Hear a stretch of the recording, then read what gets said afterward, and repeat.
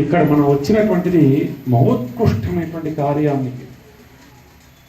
ఆనాడు మన కథలోకి వెళ్తాం, ఎవరెవరు వచ్చారు, ఏ పరిస్థితులు ఈ భాగవత సప్తాహం అనేటువంటి ఏర్పాటు చేశారు, సప్తాహమనే ఎందుకు వచ్చింది, ఎన్నిసార్లు చేస్తారు ఈ భాగవత సప్తాహాన్ని, వచ్చినటువంటి వారందరూ ఎవరు అనేటువంటి విషయం కూడా తెలుసుకుందాం మనం రాబోయే రోజుల్లో. కానీ ఏకైక లక్ష్యం ఈ భాగవత సప్తాహానికి 2 లక్ష్యాలు ఉన్నాయి. ఒకటి, ఆయుధనం చేసినటువంటి వారి యొక్క గృహంలో జరిగినటువంటి ఈ యొక్క సంఘటనకి దేహత్యాగం చేసినటువంటి ప్రభుజీకి ఉత్తమోత్తమైనటువంటి గతి కలిగించేటువంటి కార్యము ఒక విశేషం. రెండవది, ఇక్కడ విచ్చేసినటువంటి శ్రోతలుగా ఎవరైతే ఉన్నారో వారికి మాత్రము, అంటే ఇందులో ఫలశ్రుతులు చెప్పబడింది అనమాట, ప్రత్యేకించి ఎవరు శ్రోతలుగా ఈ యొక్క భాగవత సప్తాహంలో పాల్గొంటున్నారో వారందరికీ కూడా ప్రత్యేకించి భయము శోకము 2 వదిలిపెట్టేసి, ఏం వదిలిపెట్టేసండి, భయము శోకము, ఈ 2 వదిలిపెట్టేసి కృష్ణ అనుగ్రహం అనేటువంటిది పొందుతారని చెప్పి శ్రోతలు. కాబట్టి ఎలాంటి సంకోచం లేకుండా పట్టుకునేటువంటిది మనం భాగవతాన్ని పట్టుకుంటున్నాం కాబట్టి చక్కగా మనం ఈనాటి నుంచి ఈ యొక్క భాగవత సప్తాహాన్ని ప్రారంభించేటువంటి ప్రయత్నం చేద్దాం. భాగవత సప్తాహం అంటే కనుక యథార్థముగా మనం చూస్తే 7 రోజులంటే 7 రాత్రులు 7 పగళ్ళు నిద్ర ఆహారము దప్పిక 3 మర్చిపోయి పూర్ణం చేశారంట యథార్థముగా భాగవత సప్తాహం అంతా. కానీ భౌతికంగా కలియుగంలో మనం అంత నిష్ఠాగరిష్ఠులం కాదు కాబట్టి రోజుకి 1 గంట 20 నిమిషాలు ఇంచుమించుగా, 1 గంట 25 నిమిషాలు, 1.5 అవర్ మ్యాక్సిమం. ఈ గంటన్నరలోనే ఎంత వీలైతే అంత ఎక్కువగా ఈ యొక్క సందర్భానికి అనుగుణంగా, ఈ సందర్భంలోకి అనుగుణంగా వారికి హితం చేకూర్చే విధంగా ఈ భాగవత సప్తాహాన్ని కొనసాగించే ప్రయత్నం చేద్దాం. ఇంత ముందు నేను చేసినటువంటి సప్తాహానికి ఇది విభిన్నమైనటువంటి సప్తాహం అన్నమాట. ప్రత్యేకించి ఇక్కడ జరిగినటువంటి ఈ సంఘటనకి యథార్థముగా వారికి మేలు చేకూర్చడానికి, కుటుంబ సభ్యులందరూ కూడా ఓదార్పుగా నిలబడటానికి భాగవతాన్ని ఆసరగా పెట్టి చెప్పేటువంటి భాగవత సప్తాహం ప్రత్యేకించి. కాబట్టి శ్రోతలందరూ కూడా అయ్యా ఇది మనందరి జీవితంలోనే జరిగేటువంటి కార్యక్రమమే కాబట్టి అందరం కూడా ఈ భాగవత సప్తాహంలో చాలా భక్తి శ్రద్ధలతో పాల్గొని మనం నరసింహానంద ప్రభుకి, అయ్యా మేము కూడా మీ కుటుంబ సభ్యులనే, మీ దుఃఖం కూడా మా దుఃఖమైనటువంటి ఒక చక్కటి భావన చేసి చేయుతనిచ్చి భాగవతము ఆధారంగా వారికి వారి కుటుంబ సభ్యులకు స్వాంతన చేకూర్చి దేహత్యాగం చేసినటువంటి ప్రభుజీకి ఉత్తమ గతిని కలిగించేటువంటి ఏకైక లక్ష్యంతో ఈ భాగవత సప్తాహాన్ని ప్రారంభిస్తున్నాను. అందరూ కూడా చేతులు జోడించండి, మంగళాచరణతో ప్రారంభిస్తాం. ఓం నమో భగవతే వాసుదేవాయ, ఓం నమో భగవతే వాసుదేవాయ, ఓం నమో భగవతే వాసుదేవాయ. నారాయణం నమస్కృత్యం నరం చైవ నరోత్తమం దేవీం సరస్వతిం వ్యాసం తతో జయాముదీరయే. నష్టప్రాయేషు అభద్రేషు నిత్యం భాగవత సేవయా భగవతే ఉత్తమ శ్లోకే భక్తిర్భవతి నైష్టికీ. కృష్ణాయ వాసుదేవాయ దేవకీ నందనాయ చ నందగోపకుమారాయ గోవిందాయ నమో నమః, గోవిందాయ నమో నమః, గోవిందాయ నమో నమః. జ్ఞానతిమిరంధస్య జ్ఞానాంజనశలాకయ చక్షురున్మిలితం येन తస్మై శ్రీగురవే నమః. నమో విష్ణుపాదాయ కృష్ణప్రేష్ఠాయ భూతలే శ్రీమతే భక్తివేదాంత స్వామినితి నామినే. నమస్తే సరస్వతే దేవే గౌరవాణి ప్రచారిణే నిర్విశేషా శూన్యవాది పాశ్చాత్య దేశకారిణి. जय श्री कृष्ण चैतन्य प्रभो नित्यानंदा श्री अद्वैत गदाधर श्रीवासादि गौर भक्त वृंदा। हरे कृष्णा कृष्णा कृष्णा हरे हरे हरे राम राम राम हरे हरे। श्रील ప్రభుపాది की अनंत कोटि वैष्णव वृंद की गौर प्रेमानंदे। అయ్యా భక్తులారా, మనందరం కూడా భాగవత సప్తాహంలో కూర్చొని ఉన్నాం. యథార్థముగా భాగవతమును చెప్పటము, భాగవతను వినడం అనేటువంటిది సాధారణమైనటువంటి విషయం కాదు. యథార్థముగా కనుక భావన చేసినట్టు కనుక ఎంతో ఎంతో ఎంతో ఎంతో మామూలు చెప్పలేదని ఇందులోని భాగవత సప్తాహ యోగ్యం అనేటువంటిది అంత సాధారణమైనటువంటిది కాదు. చెప్పేటువంటి వక్తకి, చేసిన ఆయోగ్యకర్తకి, అదేవిధంగా శ్రోతలకి కూడా. ఎందుకు అంత ప్రత్యేకించి వక్తకైతే కనుక ఇంకా దుర్లభమైనటువంటిది కారణం ఏమిటంటే కనుక పోతనామాచ్యుల వారు చెప్పినటువంటి ఒక్క శ్లోకం ద్వారా ప్రారంభిద్దాం ఈ భాగవత సప్తాహాన్ని. భాగవతము తెలిసి పలుకుట చిత్రంబు శూలికైన తమ్మి చూలికైన. భాగవతము తెలిసి పలుకుట చిత్రంబు శూలికైన దమ్మి చూలికైన. విబుధ జనుల వలన విన్నంత కన్నంత తెలియవచ్చినంత తేటపడుతుంది. అక్కడి నుంచి ప్రారంభమవుతుంది భాగవతం. సాక్షాత్తుగా పోతనామాచ్యుల వారు మొట్టమొదటిగా ఈ యొక్క భాగవతాన్ని ఆంధ్రీకరిస్తూ ఆయన చెప్పినటువంటి పద్యం ఇది. మూలం సంస్కృతంలో కూడా ఉంది, వేదవ్యాసంలో కూడా చెప్తారనమాట. ఏమని అంటే ఈ భాగవతాన్ని తెలుసుకున్నటువంటిది ఏదైతుందో అది తిరిగి చెప్పడం అనేటువంటిది అంత ఎవరికి సాధ్యం కాదు. ఎవరెవరికి సాధ్యం కాదంటే శూలికైన అంటే కనుక త్రిశూలధారి అయినటువంటి పరమశివుడికే సాధ్యం కాదు. ఇది చతుర్ముఖ బ్రహ్మకు కూడా సాధ్యం కాదయ్యా. అంటే పరమశివుడు సైతం కూడా ఈ భాగవతాన్ని సంపూర్ణంగా తెలుసుకొని చెప్పేటువంటి స్థాయి కాదు ఈ భాగవతంది. అంటే పరమశివుడు కూడా చెప్పలేనటువంటిది, చతుర్ముఖ బ్రహ్మ కూడా చెప్పలేనటువంటి ఈ అద్భుతమైనటువంటి మహోత్కృష్టమైనటువంటి ఈ గ్రంథము మరి నేనేలా చెప్తున్నానయ్యా అంటే కనుక విభుత జనుల వలన మహాభక్తులైనటువంటి గురుల ద్వారా విన్నటువంటిది మాత్రమే. అంటే గురువు అనేటువంటి ఒకే ఒక అర్హత చేత నేను చెబుతున్నాను అని చెప్తారు పోతనామాచ్యులు. విభుత జనుల వలన విన్నంత కన్నంత గురువులు మాకు అనేక విషయం చెప్పారు. ఆ చెప్పిన దాన్ని నేను మననం చేయడం ద్వారా, మననం అంటే చెప్పిన దాన్ని నేను పదే పదే ఆ దృశ్యముని నేను మననం చేయడం ద్వారా నాకు ఏదైతే తోచిందో అది నేను చెప్పేటువంటి ప్రయత్నం చేస్తున్నాను. కాబట్టి ఇది శివుడికే సాధ్యం కానీ మరి నాలాంటి వాడికి ఎలా సాధ్యం అండి? సాధ్యం ఏకాగ్రతగా చెప్పాలంటే కనుక, నిష్పక్షపాతంగా చెప్పాలంటే కనుక యథార్థమైనగా ఈ వ్యాసాసనం మీద కూర్చొని భాగవత సప్తాహాన్ని చేసేటువంటి యోగ్యత అందరికీ సాధ్యం కాదు. మరి ఎలా కూర్చున్నావు ప్రభుజీ ఇక్కడ కనుక ఏకైక అర్హత ఏమిటంటే కనుక అభయ చరణారవింద భక్తి వేదాంత స్వామి శివ ప్రభుపాదికి గురువు యొక్క నిష్ట మేరకు మాత్రమే, గురువు యొక్క ఆశీర్వచనం మాత్రం చేతనే, గురువుల యొక్క అనుగ్రహం మాత్రం చేతనే ఇది సాధ్యపడుతుంది. కాబట్టి ఈ భాగవత సప్తాహాన్ని ప్రారంభించే ముందు ఖచ్చితంగా శరణాగతి చేయవలసినది మొట్టమొదటిగా దీక్షనిచ్చినటువంటి గురువర్యులైనటువంటి వారు పరమ పూజ భక్తి రాఘవ స్వాముల వారి యొక్క చరణాలకు సదా ప్రణామం చేస్తూ, వారి యొక్క గురువులైనటువంటి వారు ఈ యొక్క భాగవతాన్ని విశ్వవ్యాప్తం చేసినటువంటి అభయ చరణారవింద భక్తి వేదాంత స్వామి శ్రీల ప్రభుపాద వారి యొక్క చరణాలకు కూడా సదా నివేదన చేస్తూ ఇద్దరికి చేశాం.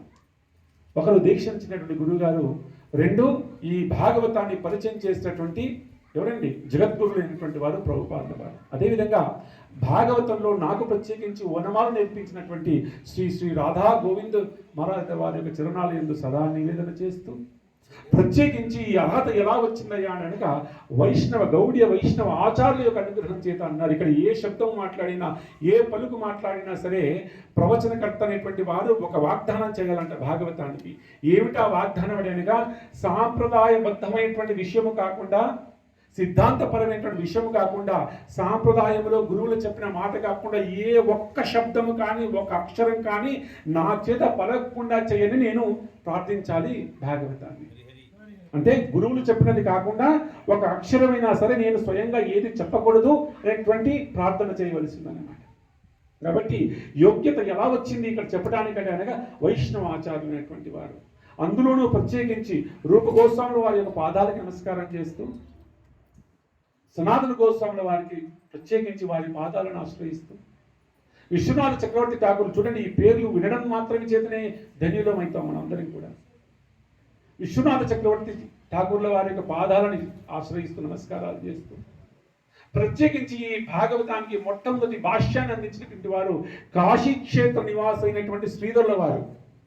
మొట్టమొదటి ఈ భాగవతానికి భాష్యం అందించినటువంటి వారు శ్రీధర గోస్వాముల వారు అని చెప్పేసి అని కాశీక్షేత్ర నివాస అయినటువంటి వారు. ఈ భాగవతానికి మొట్టమొదటిగా భాష్యం రాసినటువంటి వారు చైతన్య మహాప్రభు వారి చేత అనుగ్రహం పొందిన చైతన్య మహాప్రభు వారు అది ప్రమాణంగా స్వీకరిస్తారు. కాబట్టి శ్రీధరుల వారి యొక్క పాదాలయందు సదా ఏమంటే నమస్కారాలు చేస్తూ, అటు తరువాత ప్రత్యేకించి ఈ భాగవతాన్ని తెలుగునందు ఆంధ్రీకరించినటువంటి పోతనామాచ్యుల వారి యొక్క పాదాలని సదా సదా సదా సదా వారి పాదాలకు నమస్కరిస్తూ, ఈ యొక్క భాగవతం అనేటువంటిది మనకు అమాన ప్రమాణంగా అందించినటువంటి చైతన్య మహాప్రభు వారి యొక్క పాదాలను ఆశ్రయిస్తూ, last but not the least ఇక్కడ విచ్చేసినటువంటి అందరికీ కూడా నమస్కారాలు అందిస్తూ ఈ భాగవత సప్తాహాన్ని ప్రారంభించేటువంటి ప్రయత్నం చేస్తున్నాను. శ్రీమద్ భాగవత మహాపురాణికి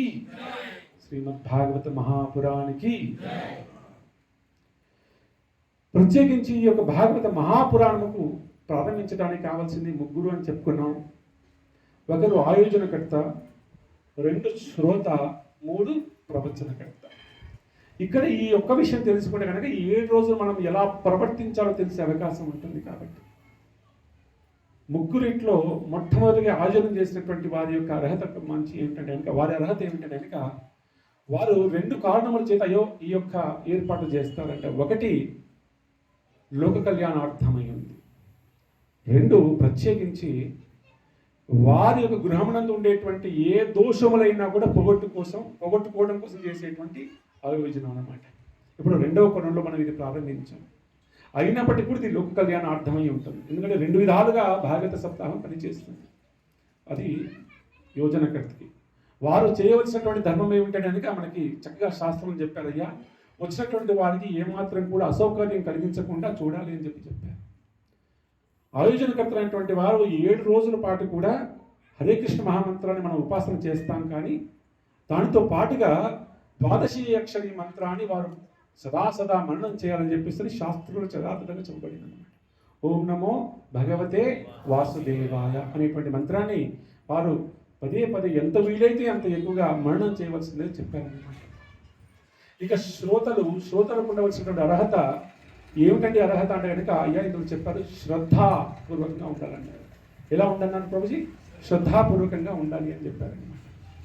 శ్రద్ధాపూర్వకం అంటే శ్రద్ధ చేత ఈ యొక్క భాగవత సప్తాహాన్ని వినాలన్నారు శ్రోతలందరికీ కూడా.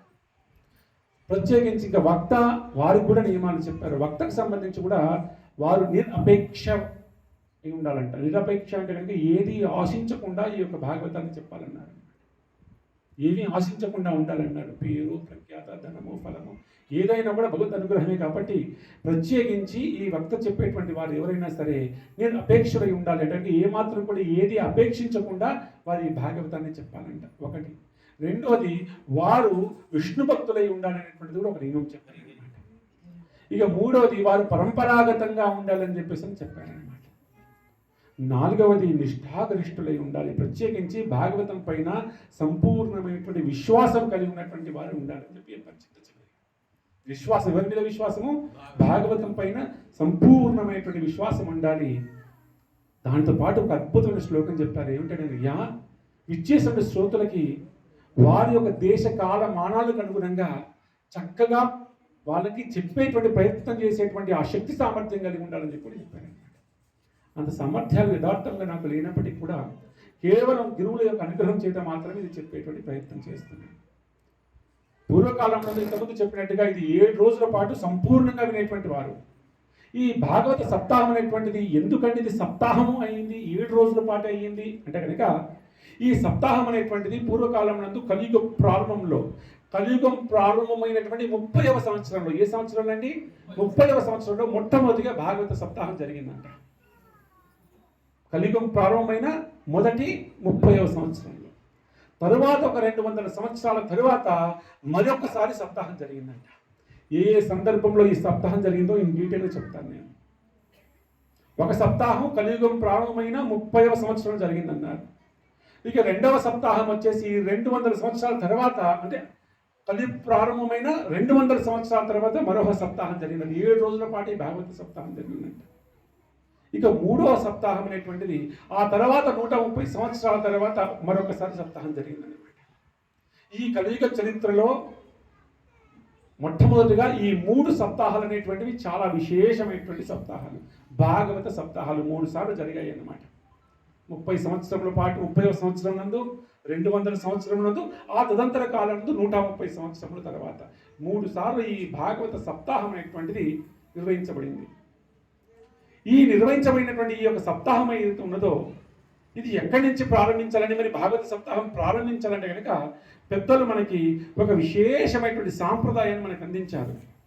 శాస్త్రం ఆధారంగా చేసుకొని ఎక్కడైనా భాగవతం అనేటువంటి సప్తాహం కొనసాగించడైతే కనుక, ప్రారంభించాలనుకుంటే కనుక భాగవత మహిమను మాత్రం ముందు చెప్పుకోవాలని చెప్పారు. అయితే మహిమని కొన్ని సందర్భాల్లో భక్తులు తెలియజేశాం, కానీ ఇది శాస్త్రబద్ధంగా అదే వృత్తాంతమైనప్పటికీ కూడా చాలా చక్కగా చెప్పుకోవాల్సిన అవసరం ఇక్కడ ఉంది. అక్కడి నుంచి మనం ప్రారంభిద్దాం.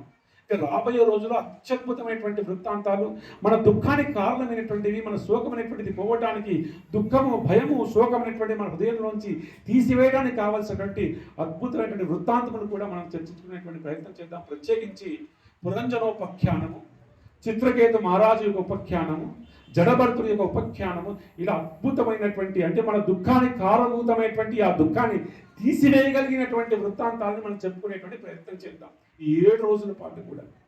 ప్రత్యేకించి పురంజనోపాఖ్యానము అత్యంత అత్యంత విశేషమైనటువంటి ఉపాఖ్యానము ఈ భాగవత సప్తాహంలో భాగంగా మనం చెప్పుకుంటున్నాం. ప్రత్యేకించి ఈ యొక్క భాగవత సప్తాహం అనేటువంటిది ప్రారంభించాలంటే కనుక మహత్యాన్ని చెప్పుకోవాలన్నారు. అయితే కనుక భాగవతంలో మహత్యం ఎంత చెప్పినప్పటికీ కూడా ఏదైనా సరే ఆ గ్రంథం మహత్యం ఆ గ్రంథమే చెప్పుకుంటే పెద్ద విశేషం ఉండదు. కాబట్టి ఇది మనము గొప్పతనం మనమే చెప్పుకున్నట్టు. కాబట్టి భాగవతంలో ఎన్ని మహత్యాలు చెప్పినా సరే అది కాకుండా భాగవతం గురించి ఇతర గ్రంథాలు ఏవైతే మహత్యాన్ని చెప్పాయో దాన్ని మనం చెప్పుకోవాలని చెప్పి చెప్పడం జరిగిందన్నమాట. అంతేనా కదండి? మన గొప్పతనం గురించి మనం చెప్పుకోవడం కంటే కూడా ఇతరులు ఎవరైనా చెప్తే చాలా గొప్ప విశేషం కదా. అదేవిధంగా ఈ భాగవత మహత్యం గురించి భాగవతంలో కాకుండా అనేక గ్రంథాల్లో చెప్పబడింది. అందులో 2 గ్రంథాలు మాత్రం చాలా విశేషంగా చెప్పబడ్డాయండి. ఇది చెప్పేటువంటి అక్షరములు ఏవైతే ఉన్నాయో, ఇప్పుడు మనం మాట్లాడుతున్నటువంటి ఈ భాగవతంలో ఉన్నటువంటి అక్షరములు ఏవైతే ఉన్నాయో, ఈ అక్షరములు కర్ణముల ద్వారా మన హృదయంలోకి ప్రవేశించి హృదయంలో ఉన్నటువంటి శోక దుఃఖములన్నీ తీసివేస్తాయని చెప్పేసి చెప్పారన్నమాట. ఈ యొక్క ఇప్పుడు చెప్పేటువంటి ఈ ఫలశ్రుతులు ఏవైతే ఉన్నాయో, ప్రత్యేకించి భాగవత మహత్యం అనేటువంటిది ఏదైతే ఉందో ఇది అత్యంత విశేషంగా చెప్పబడింది. ప్రత్యేకించి ఏ గృహం నందు ఏదైనా కూడా అపశృతి జరిగినా, ఎవరైనా దేహత్యాగం చేసినా, కాలం చేసినా సరే అక్కడ చెప్పుకోవాల్సినటువంటి, ఖచ్చితంగా చెప్పుకోవాల్సినటువంటిది, ఇక్కడ మనకి రిక్వెస్ట్ ఇవ్వలేదండి, సతతం అన్నారు ఇక్కడ పదం, శ్లోకంలో సతతం అన్నట్టు ఖచ్చితంగా చేయవలసినటువంటిది అని చెప్పేసి చెప్పబడింది అనమాట. ఈ భాగవత మహత్యం అనేటువంటిది కూడా ఇందులో 2 పురాణములు చెప్పాయి భాగవత మహత్యాన్ని గురించి. ఒకటి స్కంద పురాణము, 2 పద్మ పురాణము. ఇతర పురాణములందు కూడా చాలా విశేషంగా చెప్పారు, కానీ ఈ 2 పురాణములు మాత్రం విశేషంగా కొన్ని చాప్టర్స్, అంటే కొన్ని కాండములే దీనికోసం పెట్టారనమాట, భాగవతం కోసం. అందులో ప్రత్యేకించి 2 మహత్యాలు మనం తెలుసుకునేటువంటి, 2 పురాణములందు ఉన్నటువంటి మహత్యం యొక్క సారం తెలుసుకుందాం. అయితే క్లుప్తంగా తెలుసుకుందాం. కారణం ఏమిటనక ఇంకా మనం చేయవలసినటువంటి ప్రయాణం 7 రోజుల పాటు చాలా ఉంది. ఎంత ఎక్కువైతే అంత ఎక్కువగా చెప్పేటువంటి నేను ప్రయత్నం చేస్తాను. ఎంత ఎక్కువైతే అంత ఎక్కువగా వినేటువంటి ప్రయత్నం మీ అందరూ కూడా చేయవలసిందే కోరుకుంటున్నాను. మీ అందరూ కూడా కోరుకుంటున్నాను. ఎందుకంటే భాగవతం అనేటువంటి సాధారణమైనటువంటి ప్రవచనం కాదు, ఏదో యథాలాపంగా వచ్చి చెప్పేటువంటి ప్రవచనం కాదు. దానికి విశేషమైనటువంటి ప్రాధాన్యము, ప్రాచుర్యము ఉంది. కాబట్టి భాగవత మహత్యం అనేటువంటిది కూడా మొట్టమొదటిగా స్కాంద పురాణంలో చెప్పబడింది. స్కాంద పురాణంలో ఈ యొక్క భాగవతం యొక్క మహత్యాన్ని విష్ణుకాండం అనేటువంటి కాండంలో చెప్పారంట. ఎక్కడ చెప్పారండి? విష్ణుకాండంలో. ఒకనాడు శ్రీమన్నారాయణ వారు ఆ మహావిష్ణువులే బ్రహ్మ దగ్గరికి వేయించేశారంట. బ్రహ్మదేవుడి దగ్గరికి వేయించేస్తే బ్రహ్మదేవుడు అనేటువంటి వారు ఆ లోకానికి వేయించేసినటువంటి విష్ణుమూర్తి వారికి చక్కగా ఆహ్వానం పలికి, అభ్యపాదులు ఇచ్చి, పాదాల యందు నమస్కారం చేసి, పుష్పాలు సమర్పించి, చక్కటి ఆసనం వేసి కూర్చొని, అయ్యా హే శ్రీమన్నారాయణ, ఈ జీవులకెల్లా ఎన్నో కర్మలను చేయవలసింది వారు జీవుడిగా జన్మించిన తర్వాత, కానీ అత్యంత ఉత్తమమైనటువంటి కార్యము ఏదై ఉన్నది అని బ్రహ్మదేవుడు అడిగాడంటే ఎవరికండి? విష్ణుమూర్తి ముఖతః ఈ యొక్క బ్రహ్మదేవుడు చెప్పినటువంటి మహత్యం వినేటువంటి ప్రయత్నం చేయండి భక్తులారా. అక్కడ వారు చెప్తారు ఏమిటంటే, అయ్యా భాగవతము చాలా విశేషమైనటువంటి గ్రంథము. ఇది సాక్షాత్తుగా నేనే, అంటే సాక్షాత్తుగా శ్రీమన్నారాయణుడు నేనే అక్షర రూపంలో ఈ భాగవత రూపంలో వెలిసి ఉన్నాను. ఏ రూపంలో వెలిసి ఉన్నానండి? అక్షర రూపంలో వెలిసి ఉన్నాను, భాగవత రూపంలో నేను వెలిసి ఉన్నాను అని చెబుతూ, ఏ గృహమునందైతే కనుక ఈ భాగవతం అనేటువంటిది కూడా ప్రతిష్టాపింపబడిందో, ఏ గృహమునందైతే కనుక ఈ భాగవతం అనేటువంటిది అర్చించబడిందో, ఏ గృహమునందైతే ఈ భాగవతానికి తులసీదళము నిత్యం కూడా సమర్పించబడుతుందో, ఏ భాగవతానికి అయితే కనుక నిత్యము కూడా అవకాశం ఉంటే ప్రదక్షిణ చేయబడుతుందో, వీళ్ళందరికీ కూడా ఏమిటండి ఫలితం అంటే కనుక, అయ్యా కోటి గోవులని, ఏ గోవులని? కపిల గోవులను దానం చేస్తే ఏ ఫలితం అయితే కలుగుతుందో అది కలుగుతుందండి. ప్రత్యేకించి ఎవరి ఇంట్లో అయితే కనుక, ఇక్కడ చూడండి, ఎవరి ఇంట్లో అయితే కనుక కలిదోషములు అనేటువంటివి జరుగుతాయో, ఏ గృహమునందు అయితే కనుక కలిదోషములు అనేటువంటివి జరుగుతాయో, దానికి పరిహారంగా చేయవలసినటువంటి కార్యము ఈ భాగవత మహాపురాణము అని చెప్తారండి. ఒక్క శ్లోకము భాగవతాన్ని పలికినప్పటికీ కూడా, భాగవతంలో ఒక్క శ్లోకాన్ని మీరు పలికినా సరే 18 పురాణాలు చదివినట్టుగా ఫలితంలో వేస్తారండి అని చెప్పారనమాట. ఒక్క శ్లోకం ఈరోజు మనందరం కూడా రోజుకు 4-5 శ్లోకాలు చక్కగా మనం చెప్పుకుందాం. ఎన్నో శ్లోకాలు చెప్పుకోవచ్చు, కనీసం ఒక 4-5 శ్లోకాలన్నా నేను చెప్పడం, మీరు వినడం, అలా చెప్పుకునేటువంటి ప్రయత్నం చేద్దాం. భాగవతంలో ఒక్క శ్లోకం చెప్పినా సరే 18 పురాణాలు చదివినట్టుగా మనకి ఫలితం ఉంది అని చెప్పారు. కపిల గోవును దానం చేస్తే ఏ ఫలితం వస్తుందో అన్నారు. ప్రత్యేకించి కలిదోషం ఏ గృహమునందు ఆవహించి ఉందో అక్కడ ఈ భాగవతాన్ని చెప్పాలని చెప్పారంట. ప్రత్యేకించి కలిదోషంలో ఉన్నటువంటి గృహమునందు ఈ భాగవతం చెబితే తద్వారా కలిదోషంకి కారణమైనటువంటి పితృదోషాలు ఏవైనా ఉన్నా సరే బాగా పట్టుకోండి. పితృదోషాలు ఏవైనా ఉన్నప్పటికీ కూడా అవి కలిదోష రూపంలో అవి ప్రవర్తిస్తాయి, అంటే అనుభవంలోకి వస్తాయి. కాబట్టి ఈ భాగవతం అనేటువంటి కూడా అక్కడ సప్తాహంగా చేయబడితే కనుక, భాగవతాన్ని కనుక చెప్పినట్టయితే కనుక, ఆ గృహంలో ఉన్నటువంటి ఆయోజన చేసినటువంటి వారు కానీ, శ్రవణం చేసినటువంటి వారి యొక్క పితృదేవతలు అయితే ఉన్నారో, ఎవరైతే కనుక పితృదేవతలు ఉన్నారో, బాధిస్తూ ఉన్నారో, దుఃఖిస్తూ ఉన్నారో, నేను యథార్థంగా ఒక్క అక్షరం కూడా వేరే చెప్పడం లేదండి. ఇక్కడ ఉన్నానని సందర్భోచితంగా ఒక అక్షరం కూడా జోడించడం లేదు.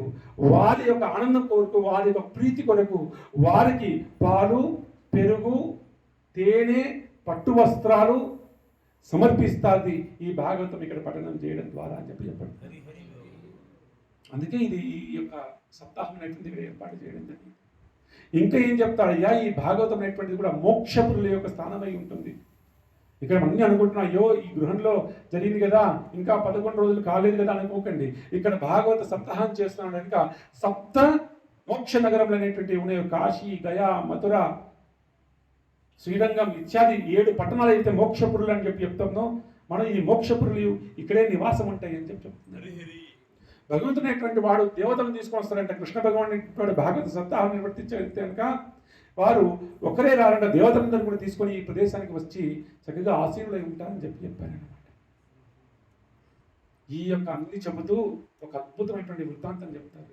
అయ్యా ఏ విధంగా అయితే కనుక ఒక పతివ్రత స్త్రీ తన యొక్క ప్రాతివ్రత్యం అనేటువంటి వ్రతము చేత భర్తను పొందుతుందో, ఏమంటే పతివ్రత స్త్రీ ఎవరిని పొందుతుందండి? ఖచ్చితంగా తన యొక్క పతివ్రత్యము చేత భర్తను ఏ విధంగా అయితే కనుక పొందుతుందో, ఈ భాగవత సప్తాహంలో శ్రోతలుగా, ఆయోజనకర్తగా, ఏమంటారు వక్తగా ఉన్నటువంటి వారు కూడా ఈ యొక్క భాగవతం అనేటువంటి సప్తాహం అనేటువంటి వ్రతము చేత కృష్ణుని పొందుతారని చెప్పేసి అక్కడ చెప్పారండి. కృష్ణునే పొందుతారని చెప్పేసి చెప్పాను. చెప్పి ఒక కథను చెప్పాను. అందులో ఈ కథ నేను చాలాసార్లు చెప్పాను ఇంకో సందర్భంలో, ఇక్కడ మాత్రం మళ్ళీ అది చెప్పవలసినటువంటిది, ఎందుకంటే ఇది అవసరం కాబట్టి అని. ఇదే విష్ణు కాండంలో సాక్షాత్తుగా శ్రీమన్నారాయణ ఆ శ్రీ మహావిష్ణువే బ్రహ్మదేవుడు చెప్పినటువంటి వృత్తాంతం. ఒక పూర్వకాలం నందు ఒక బ్రాహ్మణుడు ఉండేటువంటి వాడు. అతను ఎన్నోసార్లు ఈ భూమండలంలో ఉన్నటువంటి దివ్యమైనటువంటి క్షేత్రాలు దర్శించాలనేటువంటి సంకల్పం చేసుకున్నాడు, కానీ వీలవ్వటం లేదు. అది చాతుర్మాసం అనేటువంటి ఒక కాలం సమీపించింది. అయ్యో ఇప్పుడు ఎలాగైనా సరే నేను ఏం చేయవలసింది, పుణ్యక్షేత్రం అనేటువంటివి దర్శించాలనేటువంటి ఒక సంకల్పం చేత వెళ్ళాలనుకున్నారు. కానీ గృహం లోపల అనేకమైనటువంటి దేవతా విగ్రహములు ఉన్నాయి, అర్చనా విగ్రహములు ఉన్నాయి. మరి వారికి ధూపదీప నైవేద్యాలు ఎలా పెట్టాలి, ఎలా అని చెప్పేసి అని ఎవరినైనా అడిగారంట, అయ్యా మా ఉన్నటువంటి గృహంలో ఉన్నటువంటి విగ్రహాలు ఏమైనా మీరు సేవిస్తారా, మేము 4 మాసాలు వెళ్ళి రావాలని చెప్పి అడిగారంట. ఎవరూ దానికి అంగీకరించలేదు. ఎవరూ దాన్ని సేవించేటువంటి యోగ్యులైనటువంటి వారు కనిపించలేదు. చాలా దుఃఖపడ్డాడు, బాధపడ్డాడు. అలా బాధపడుతున్నటువంటి క్రమంలోనే చాతుర్మాస వ్రతాన్ని చేయడం కోసం పర్యటిస్తున్నటువంటి కొంతమంది సాధు పురుషులు ఎవరుతున్నారో, వైష్ణవ భక్తులు ఎవరైతే ఉన్నారో ఆ యొక్క గ్రామానికి రావడం జరిగింది. వచ్చినటువంటి వారు వీరిని కలిసారయ్యా, నీ గృహంలో ఏదైనా ఉంటే అవకాశం ఉందా, మేము ఈ చాతుర్మాసం అంతా కూడా ఈ గృహంలోనే ఉంటూ ఒకే ప్రదేశంలో ఉంటూ ఇంకా పర్యటించకుండా మా చాతుర్మాస వ్రతాన్ని మేము ఆచరించాలనుకుంటున్నాము. ప్రత్యేకించి భాగవతము అనేటువంటి దాన్ని మేము ఇక్కడ భాగవత మహాయజ్ఞాన్ని తలపెట్టాలనుకుంటాం. ఈ 4 మాసాలు కూడా దానికి యోగ్యమైనటువంటి గృహం ఏదైనా ఉందా అని చెప్పేసి వీరిని అడిగారంట. వీరు సంతోషించారు. అయ్యా చాలా సంతోషం అండి, మా గృహంలో మీరు భాగవతం చెప్పుకుంటారా, మహా అద్భుతం అండి, చాలా సంతోషం అండి. నేను కూడా అందుకే చూస్తున్నాను, నేను ఒక ప్రతిజ్ఞ పొంది ఉన్నాను. ఏమిటనగా ఈ భూమండలం అంటే విశేషమైనటువంటి పుణ్యక్షేత్రాలన్నీ కూడా నేను దర్శించవలసి ఉంది. కాబట్టి మీరు ఆ గృహం నందు నివాసం ఉండండి, చక్కగా ఈ భాగవతాన్ని ఈ 4 మాసాలు చక్కగా చెప్పండి, శ్రవణం చేయండి, పఠనం చేయండి, ప్రవచనం చేయండి, కావాల్సినవన్నీ కూడా నేను ఏర్పాటు చేస్తాను, మా విగ్రహాలను కూడా కాస్త ధూపదీప నైవేద్యాలు పెట్టండి అని వారికి చక్కగా ఆ గృహం అప్పచెప్పి ఆ విగ్రహాలను అప్పచెప్పేసి వీరు వారి యొక్క భార్య సమేతంగా కుటుంబ సమేతంగా వెళ్ళిపోయారంటే తీర్థయాత్రలకి. వెళ్ళిపోయి కాశీక్షేత్రానికి వెళ్ళారు. మొట్టమొదటిగా కాశీక్షేత్రానికి వెళ్ళేసి ఒక్కసారిగా ఆ యొక్క కాశీక్షేత్రంలోని ప్రవేశించగానే ఆ యొక్క భూమండల అంటే ఆ భూదేవికి నమస్కారం చేసుకొని వెంటనే స్నానం కోసం బయలుదేరారండి, గంగా స్నానం కోసం.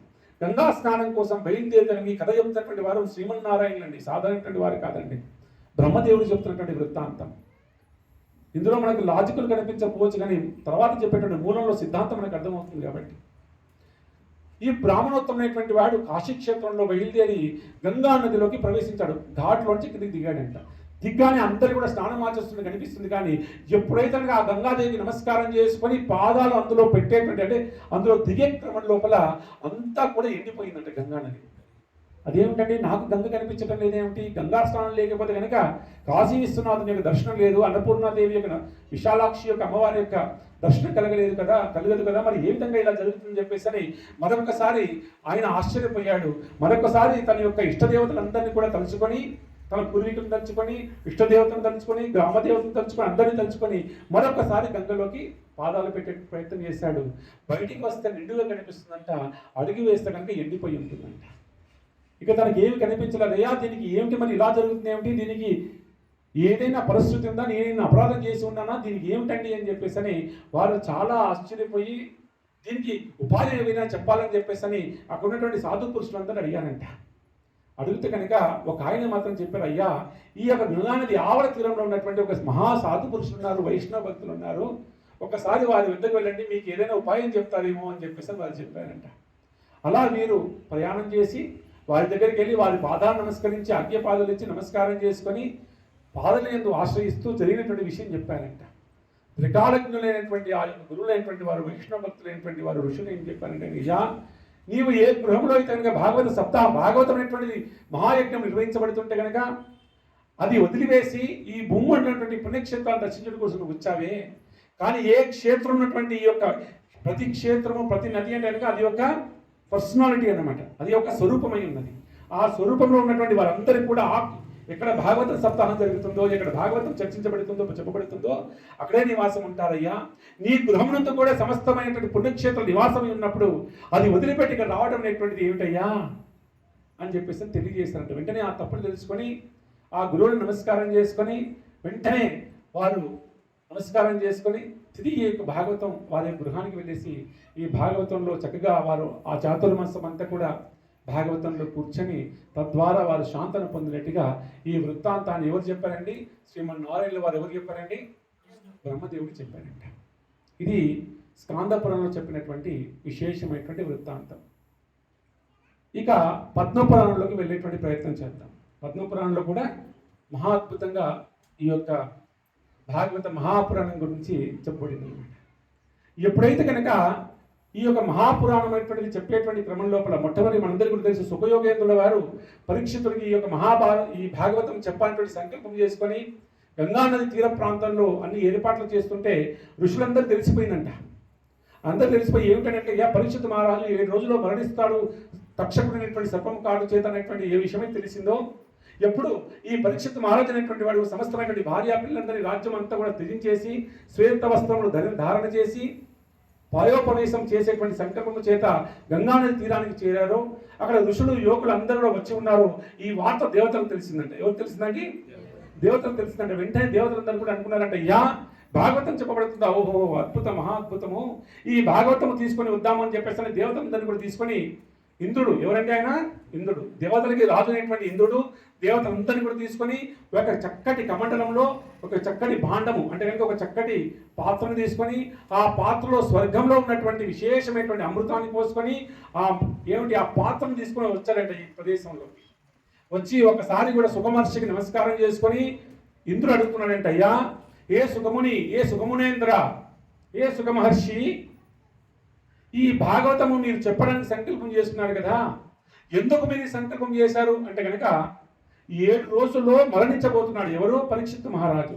కాబట్టి 7 రోజుల్లో తక్షకుడైనటువంటి సర్పము కాడి చేత మరణించబోతున్నాడు కాబట్టి అతన్ని మరణం నుంచి తప్పించడం కోసం నేను అమృతాన్ని తీసుకువచ్చాను. ఇదిగో తీసుకొని మీకు కావాల్సినటువంటి బ్రతికించడమే కదా వారిని. ఈ అమృతాన్ని నేను తీసుకొని మీకు ఇచ్చాను. ఈ అమృతాన్ని మీరు స్వీకరించండి. తద్వారా మీరు ఎవరికి ఇవ్వండి? పరీక్షిత్ మహారాజుకి ఇవ్వండి. కానీ మీరు పరీక్షిత్కి ఏది ఇద్దామనుకుంటున్నారో ఆ భాగవతాన్ని అమృతాన్ని మాకు ఇవ్వండి అయ్యా అని చెప్పి అడిగారంట. ఎవరు అడిగారండి? దేవతలు. ఇంద్రుడు అడిగాడు దేవతల తరపున.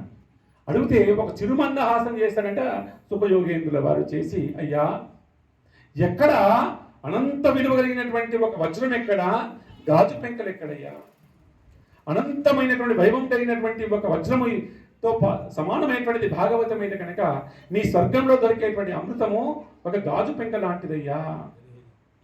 ఏ రకమైనా సరే, ఏ విధంగా చూసినా సరే ఈ భాగవతాన్ని ధారణ చేసేటువంటి యోగ్యత ఒక్క పరీక్షిత్ మహారాజుకే ఉంది అని చెప్పి ఘంటాపథంగా చెప్పారంట.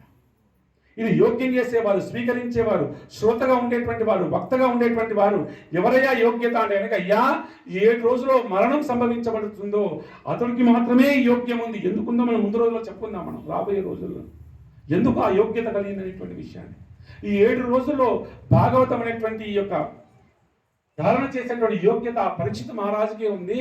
కాబట్టి నేను మీకు వెళ్ళనివ్వను అని చెప్పేసి అని వెంటనే ఆ ప్రదేశం నుంచి వెళ్ళగొట్టారంట దేవతల్ని కూడా. ఓహో, అలా వెళ్ళగొట్టి పరీక్షిత్ మహారాజుకు 7 రోజుల పాటు ఈ భాగవతాన్ని పూర్ణం చేస్తే తదంతర కాలమునందు మన వృత్తాంతంలో వస్తుంది. పరీక్షిత్ మహారాజుకు ఆ వైకుంఠంలో నుంచి ఎవరు వచ్చారని? పార్షదులు వచ్చారంట. విష్ణు పార్షదులు వచ్చేసి ఈ పరీక్షిత్ మహారాజును వైకుంఠం తీసుకెళ్తే ఈ విషయం అంతా కూడా ఎవరు చేసింది? విశ్వమంతా వ్యాపించిందంట. ఓహో, ఈ 7 రోజులు భాగవతం వింటే పరీక్షిత్ మహారాజు వైకుంఠ ప్రాప్తి కలిగిందయ్యా. ఓహో, జై జైలు, భాగవతానికి జై జై, పరీక్షిత్ మహారాజుకు జై జైలు, సుఖమునింద్రులకి జై జైలు అని చెప్పి జై ధ్వని జరుగుతుందంట విశ్వమంతా కూడా. ఇది బ్రహ్మలోకంలో నుండి బ్రహ్మదేవుడు తెలిసిందంట. బాగా పట్టుకోండి. బ్రహ్మదేవుడు తెలిసి బ్రహ్మ ఏం చేశాడంట కనుక, అయ్యో ఏమిటి 7 రోజులు మాత్రమే భాగవతాన్ని వింటే వైకుంఠ ప్రాప్తియా, ఏమిటిది విచిత్రం కాకపోతే, ఓహో నేను తెలుసుకోవాలని చెప్పేసి వెంటనే ఒక కార్యక్రమం ఏర్పాటు చేశారు. ఏమిటి ఆ కార్యక్రమం అంటే కనుక ఒక పెద్ద తరాజు తెప్పించేసి, బాగా పెట్టుకోండి, ఒక పెద్ద తరాజును తెప్పించేసి జీవుడు దుఃఖపడుతుంటే కనుక ఆ దుఃఖంలోంచి ఉపశమనం ఇచ్చి వైకుంఠ ప్రాప్తి కలిగించేటువంటి సాధనాలు ఏవైతే అన్ని ఒకవైపు పెట్టాడంట. మరొక వైపు భాగవతాన్ని పెట్టాడంట. చూడండి, ఒకవైపు ఏం పెట్టాడండి? భాగవతాన్ని పెట్టాడు. మరోవైపు జీవుడి యొక్క దుఃఖాన్ని తీర్చి వైకుంఠాన్ని అందించేటువంటి సాధనాలు పెట్టాడంట.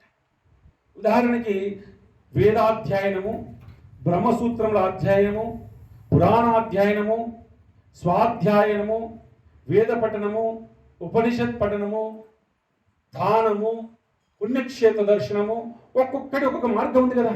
ఈ మార్గాలన్నీ కూడా ఒకవైపు పెట్టి మరొక వైపున కేవలం ఈ భాగవతమును ఒకవైపు పెట్టాడంట. ఈ భాగవతమును ఒకవైపు పెట్టి మిగతావన్నీ కూడా ఒకవైపు పెడితే అన్ని సాధనములు కూడా ఈ యొక్క భాగవతానికి సరిసమానంగా కనిపించలేదంట. అప్పుడు బ్రహ్మదేవుడు ఘోషణ చేస్తాడు. ఘోషణ అంటే కనుక ప్రకటించేశాడు. ఎంత గట్టిగా అంటే మేఘం గర్జించినట్టుగా ఏం చేశాడు? ఘోషణ చేశాడు. ఏమని? అయ్యా, ఈ భాగవతానికి సరిసమానమైనటువంటి మోక్ష మార్గము, దుఃఖంలో ఉన్నటువంటి జీవుడికి ఉపశమనం కలిగించి, దుఃఖంలో ఉన్నటువంటి జీవుడికి ఉపశమనం కలిగించి తదంతర కాలం నందు వైకుంఠాన్ని అందించేటువంటి ఏకైక సాధనం ఈ భాగవతం అని చెప్పేసి అని బ్రహ్మదేవుడు సర్టిఫై చేశాడండి. అది ఈ భాగవతం యొక్క మహత్యం. ఇలాంటి మహత్యాలు చెప్తూ పద్మపురాణంలో మొట్టమొదటిగా ఇప్పుడు నేను చెప్పాను కదా 3 సప్తాహాలు జరిగాయి, 7 రోజులు ఎందుకు అంటే కనుక 3 సప్తాహాలు జరిగాయి ఈ యొక్క భాగవతం గురించి. ఇప్పుడు 2వ సప్తాహం ద్వారా ప్రారంభించి మొదటి సప్తాహం ఎప్పుడు జరిగిందో తెలుసుకుందాం. రేపటి రోజున 3వ సప్తాహం గురించి వెళ్దాం. ఈ పద్మపురాణం నందు కూడా ఈ యొక్క విశేషమైనటువంటి విషయం చెప్తే ఒకసారి ఆ కథ ప్రవేశం చేసేటువంటి ప్రయత్నం చేద్దాం. కలి ప్రారంభించబడిందంట. కలి ప్రారంభిస్తే కనుక నారదుల వారు అప్పటికి కూడా కృష్ణ భగవాన్ అనేటువంటి వాడు ఈ లోకం నందు కూడా తన యొక్క లీలన్నీ కూడా పూర్ణం చేస్తే దేవతలందరూ వచ్చేసి అయ్యా కృష్ణ, నీవు నీ యొక్క అవతార ప్రయోజనం అన్నీ కూడా పూర్తయిపోయాయి, నువ్వు ఏదైతే చేయాలనుకున్నావు అన్నీ పరిపూర్ణమైపోయాయి, మీరు తిరిగి వెళ్ళవలసిన సమయం ఆసన్నమైంది, కానీ మా యొక్క విన్నపం వినండి అయ్యా. ఏమిటి? మీరు వెళ్ళే క్రమంలో మా లోకాలను ఒక్కసారి వీక్షిస్తూ వెళ్ళండి అని ప్రార్థన చేశారంట. ఒక్కొక్క దేవతలు, స్వర్గలోకం ఉన్నటువంటి ఇంద్రుడు, బ్రహ్మ ఇత్యాది తపోలోకం ఉన్నటువంటి వారు, సత్యలోకం ఉన్నటువంటి వారు, ఒక్కొక్క లోకానికి అధిపతులైనటువంటి వారు అందరూ కూడా విష్ణు దగ్గరికి వచ్చేసి, కృష్ణుడి దగ్గరికి వచ్చేసి మీ అవతార ప్రయోజనం పూర్ణమైపోయింది, మీరు చేయవలసిన కార్యములన్నీ కూడా చేసి ఉన్నారు కాబట్టి ఇక మీరు ఏం చేయవలసింది, మా లోకాల నుంచి డైరెక్ట్గా వెళ్ళకండి ఫ్లైట్ని, మా లోకాల దగ్గరికి వచ్చేసి మా యొక్క అతిథి మర్యాదను స్వీకరించి వెళ్ళవలసిందిగా దేవతలందరూ కూడా ప్రార్థించారంట. ఆ దేవతల యొక్క ప్రార్థనలన్నింటినీ కూడా మన్నించి వారి లోకాలను అన్ని కూడా సందర్శిస్తూ కృష్ణ భగవానుడు వైకుంఠానికి వెళ్ళే ప్రయత్నం చేస్తున్నాడు. ఈ లోకాన్ని వదిలి వెళ్ళేశారు అనమాట. ఆ క్రమంలో ఎప్పుడైతే కృష్ణ భగవాన్ అనేటువంటి వాడు ఈ లోకాన్ని వదిలి వెళ్ళాడో కలియుగం అనేటువంటిది ప్రారంభించబడింది. కలి ప్రారంభం అయిపోయింది. ఈ కలి ప్రారంభమైన తర్వాత ఒక మారు నారద మహర్షులు అనేటువంటి వారు త్రిలోక సంచారి కాబట్టి ఒకసారి వారు ఉత్తరం నుంచి దక్షిణం వైపు ఒక ప్రయాణం చేస్తూ ఉన్నారంట. ఇలా ఉత్తరం నుంచి దక్షిణం వైపు ప్రయాణం చేస్తూ ఉంటే కనుక పద్మపురాణంలో స్పష్టంగా ఏ ప్రదేశాలు సంచరించాలో స్పష్టంగా చెప్పబడింది. ప్రత్యేకించి మన తెలుగు రాష్ట్రాల్లో ఉన్నటువంటి తిరుపతి, తిరుమలని, అహోబిలాన్ని ఈ క్షేత్రాలు రెండు కూడా దర్శించాలి నారద మహర్షుల వారు. అలా దర్శిస్తూ దక్షిణాది ఉన్నటువంటి రామేశ్వరము, శ్రీరంగము ఇత్యాది పుణ్యక్షేత్రాన్ని దర్శిస్తూ మళ్ళీ ఉత్తరానికి ప్రయాణం చేస్తున్నారండి. చేస్తున్నటువంటి క్రమంలో వారు చూసింది ఏమిటంటే కనుక అయ్యా, ఏ క్షేత్రాలు అయితే కనుక ధర్మస్థాపనతో ఉండవలసినటువంటి క్షేత్రాలు ఉన్నాయో ఇవన్నీ కూడా మ్లేచ్చుల చేత పరిపాలించబడుతున్నాయి. ఏమిటి మ్లేచ్చులు అంటే? ఎవరండి? పాశ్చాత్యులు అంటే భావన అంటే కనుక ధర్మాన్ని ఆచరించేటువంటి వారు కాకుండా మ్లేచ స్వభావం కలిగినటువంటి వారు ఈ యొక్క ఆలయాల్ని పరిపాలిస్తూ ఉన్నటువంటి వారు, ఈ వారి చేత ఈ ధర్మము ఏమిటి ధర్మాన్ని నిలబెట్టేటువంటి ఈ ఆలయాలన్నీ కూడా వారి యొక్క శక్తిని కోల్పోతున్నాయి. ఈ కలియుగం లోపల అందరూ కూడా ధర్మం పైన ఆసక్తి కనిపించడం లేదు. ధర్మార్జనే యథార్థం అనుకుంటున్నారు. ధర్మ అర్థ కామ మోక్షంలో మొదటి ధర్మాన్ని మర్చిపోతున్నారు, చివరిగా మోక్షాన్ని మర్చిపోయి అర్థకామములే యథార్థం అనుకుంటున్నారు. అర్థము కాము రెండే ప్రధానం అనుకుంటున్నారు. తద్వారా ధర్మాన్ని ఆచరించేటువంటి ఆసక్తి ఎవరిలోనూ లేదయ్యా. ఏమిటి ఈ వింత పరిస్థితి అని చెప్పేసి బాధపడుతూ తిరిగి వారు ఉత్తరాదిన ఉన్నటువంటి పుణ్యక్షేత్రాన్ని దర్శించుకుంటూ చిట్ట చివరిగా మధుర ప్రదేశంలోకి వెళ్ళిపోయారంట. మధురలో అక్కడ చక్కగా స్నానమును ఆచరించి అక్కడి నుంచి కృష్ణుడు చిన్నప్పుడు నడయాడినటువంటి బృందావనంలోకి ప్రవేశించాడు. ఆ బృందావనంలోకి ప్రవేశించిన తర్వాత ఒక విచిత్రమైనటువంటి దృశ్యాన్ని చూశారు నారదుల వారు. బాగా పెట్టుకున్నారు. ఈ వృత్తాంతం చాలా బలమైనటువంటి వృత్తాంతం. విచిత్రమైనటువంటి ఒక దృశ్యాన్ని చూశారంట. భాగవత సప్తాహంలోని మొదటి రోజు ఫలశ్రుతియే మన కార్యములను నిర్వర్తిస్తుంది అనమాట. కాబట్టి వీరు ఆ యొక్క బృందావనందు కాదు ఒకసారి ప్రవేశించగానే ఒక విచిత్రమైనటువంటి సంఘటన కనిపించింది వారికి. ఏమిటా విచిత్రమైనటువంటి సంఘటన అంటే కనుక ఒక యవనంలో ఉన్నటువంటి ఒక తల్లి కనిపించిందంట. చాలా సౌందర్యం కనిపించిందంట. ఆ తల్లిని ఎందరో మంది సేవిస్తూ ఉన్నారంట. అందులో ఒక తల్లి మాత్రము దగ్గరగా సేవిస్తూ ఉందంట. కానీ ఈ యవనంలో ఉన్నటువంటి స్త్రీ ఎవరైతే ఉన్నారో ఆ స్త్రీ బాగా బాధపడుతున్నందుకు ఎదురుగా ఇద్దరు పడిపోయి ఉన్నారంట. వారు వృద్ధులుగా ఉన్నారంట, ముసలివారిగా ఉన్నారంట, మరణానికి సమీపంగా ఉన్నారంట. ఊపిరి తీర్చుకోవడం కూడా కష్టం అవుతుందంట వారిద్దరికి కూడా. చూడండి, ఈవిడేమో యవనంలో ఉంది, ఇద్దరు పడుకుని ఉన్నారు వృద్ధాప్యంలో. ఈ తల్లికి సహకరిస్తున్నారు, సేవిస్తున్నారు. ఈ తల్లిని దగ్గరగా ఒకరున్నారు, ఒక చాలా మంది, ఒక 10 నుంచి 12 మంది మిగతా వారు కూడా సేవిస్తున్నారు ఎవరిని? ఎవరైనా ఉన్నటువంటి తల్లిని. ఈ దృశ్యం చూసినటువంటి నారద మహర్షుల వారు ఒక్కసారిగా దగ్గరికి వెళ్ళి నమస్కారం చేసుకున్నమ్మా, ఎవరమ్మా నువ్వు? ఈ ప్రదేశంలో కృష్ణుడు నడయాడినటువంటి ఈ ప్రదేశంలో కనిపిస్తున్నావు, ఎవరమ్మా వీరు నీ ముందు పడుకున్నటువంటి వారు? ఎందుకోసం శోకిస్తున్నావు వీరి గురించి అని అడిగారంట. ఎవరమ్మా నువ్వు? ఎందుకోసం శోకిస్తున్నావు? ఎవరు నేను ఈ సేవించేటువంటి వారందరూ కూడా అని చెప్పేసి అడిగారంట. అడిగితే ఆ తల్లి చెప్పింది, అమ్మా అయ్యా నారదమునీంద్ర, మీకు తెలియని కాదు, మీరు త్రిలోక సంచారం అయినటువంటి వారు, కాబట్టి నీకు నమస్కారం చేస్తున్నాను. నేను ఎవరో కాదు, నేను భక్తిదేవిని. ఎవరండి? నేను భక్తిదేవిని అయి ఉన్నాను. నా ఎదురుగా ఉన్నటువంటి వారు నా కుమారులు అయినటువంటి వారు జ్ఞానము వైరాగ్యం అనేటువంటి నా కుమారుడు. ఎవరండి కుమారులు? జ్ఞానము వైరాగ్యం. భక్తి ద్వారా మనం పొందవలసినటువంటివి జ్ఞానము వైరాగ్యం. ఇప్పుడు నాకు సేవిస్తుందే ఎవరు? ముక్తి దేవత. ఈ ముక్తి ఎవరిని వరిస్తుంది? ఎవరు భక్తి పరులో వారిని ఏదో వరిస్తుంది. నన్ను సేవిస్తున్నటువంటి దగ్గరగా సేవిస్తున్నటువంటి ముక్తి దేవత. ఇక నాకు సేవిస్తున్నటువంటి మిగతా వారు ఉన్నారే, వారందరూ కూడా పుణ్య నదులు. ఆ రూపాన్ని ధారణ చేసి నన్ను వచ్చి సేవిస్తున్నారు. వారు ఎందరో మంది పాపాలన్నీ కూడా స్వీకరించేసి పునీతులు అవ్వడం కోసం భక్తిదేవిని సేవిస్తున్నారు, నదీ స్వరూపాలన్నీ కూడా. కాబట్టి నారద మహర్షి నేను ఏం చేస్తున్నానంటే నేను నా కొడుకులైనటువంటి కుమారులైనటువంటి జ్ఞాన వైరాగ్యములైనటువంటి వారు వృద్ధాప్యము చేత శక్తి కోల్పోయి నిర్జీవంగా ఇక్కడ పడి ఉన్నారు కాబట్టి నేను రోధిస్తున్నాను. యథార్థమును కూడా నాకు కూడా వృద్ధాప్యం వచ్చింది కలియుగం ప్రారంభం కాగానే. కానీ ఏ విధంగా అయితే కనుక నేను అనేకమైన ప్రాంతాలు పర్యటిస్తే ఎవరు కూడా భక్తిని ఆశ్రయిస్తలేరు. భక్తి పట్ల ఎవరికి కూడా చిత్తము లేదు, భక్తి పట్ల ఎవరికి కూడా ఆసక్తి లేదు భక్తిని ఆచరించాలని. తద్వారా నేను ఎవరి ఆదరణ స్వీకరించలేకపోతున్నాను. కాబట్టి నేను వృద్ధురాలని అయిపోయాను. నేను వృద్ధురాలు అవ్వడం చేత నా కుమారులైనటువంటి జ్ఞాన వైరాగ్యములు కూడా వృద్ధురాలు అయిపోయారయ్యా. కానీ అన్ని ప్రదేశాలు సంచరిస్తూ చిట్ట చివర కృష్ణుని అడిగాడినటువంటి ఈ బృందావనానికి ఎప్పుడైతే ప్రవేశించానో, ఇది భగవాను సందర్శించినటువంటి ఏమంటుంది వారి యొక్క పాదాలు స్పృశించినటువంటి నేల కాబట్టి ఈ బృందావనంకి ఎప్పుడైతే నేను కాలు పెట్టానో తిరిగి నేను యవ్వనం నాకు వచ్చిందయ్యా. తిరిగి నాకు యవ్వనం వచ్చింది. కానీ నా కుమారులైనటువంటి ఇద్దరికి జ్ఞాన వైరాగ్యములకు మాత్రము తిరిగి ఆ యొక్క యవ్వనం అనేటువంటిది శక్తి అనేటువంటిది రావట్లేదయ్యా. ఏదైనా చేయండి అయ్యా, నారదముని ఏదైనా ఒక ఉపాయం చెప్పండి అయ్యా, ఈ జ్ఞాన వైరాగ్యము లేవటానికి తిరిగి వారి యొక్క శక్తిని పొందటానికి ఏదైనా ఉపాయం సెలవు ఇవ్వండి అయ్యా అని ప్రార్థయపడిందంట. నారదులు వారు ఆశ్చర్యపోయారు. ఓహో నిజమే కదా, ఈ కలియుగంలో అదే కదా నేను చూసి వస్తుంది. తను చూసింది ఏమిటంటే ఇదే కదా, భక్తి అందు ఎవరికి కూడా విశ్వాసం లేకుండా ఉంది అని చెప్పేసి అని వారు వెంటనే ఏం చేశారంటే వెంటనే జ్ఞాన వైరాగ్యం దగ్గరికి వెళ్ళి వేదమును అంటే వేదంలో సారమంతా కూడా చక్కగా పఠనం చేశారంట. వారి కర్ణముల దగ్గర చేస్తే జ్ఞాన వైరాగ్యంలో ఒక్కసారిగా అలా కూర్చున్న శక్తిని పొంది తిరిగి పడిపోయాడంట. అయ్యో ఏమిటి వేదములు చెప్పినా లేవటం లేదే. ఓహో ఇప్పుడు వేదాంత సూత్రములు చెప్తాం. వేదం యొక్క సారం ఏమిటండి? వేదాంత సూత్రములని 108 ఉపనిషత్తులన్నీ కూడా చెప్పాడంట. వారికి ఉపనిషత్తులు చెప్పారు. తర్వాత అలా లేచి కూర్చున్నారు, ఒక క్షణం మళ్ళీ పడిపోయారు. తర్వాత వేదాంత సూత్రములు చెప్పారు. 500 పైగా సూత్రములు, వేదాంత సూత్రములు, వేదాంత సారములు కూడా చెప్పి ఉన్నారు. అది చెప్పినా కూడా కాస్త శక్తిని పొందారు, మళ్ళీ పడిపోయారు. తర్వాత కాలంలో గీతను కూడా చెప్పారంట.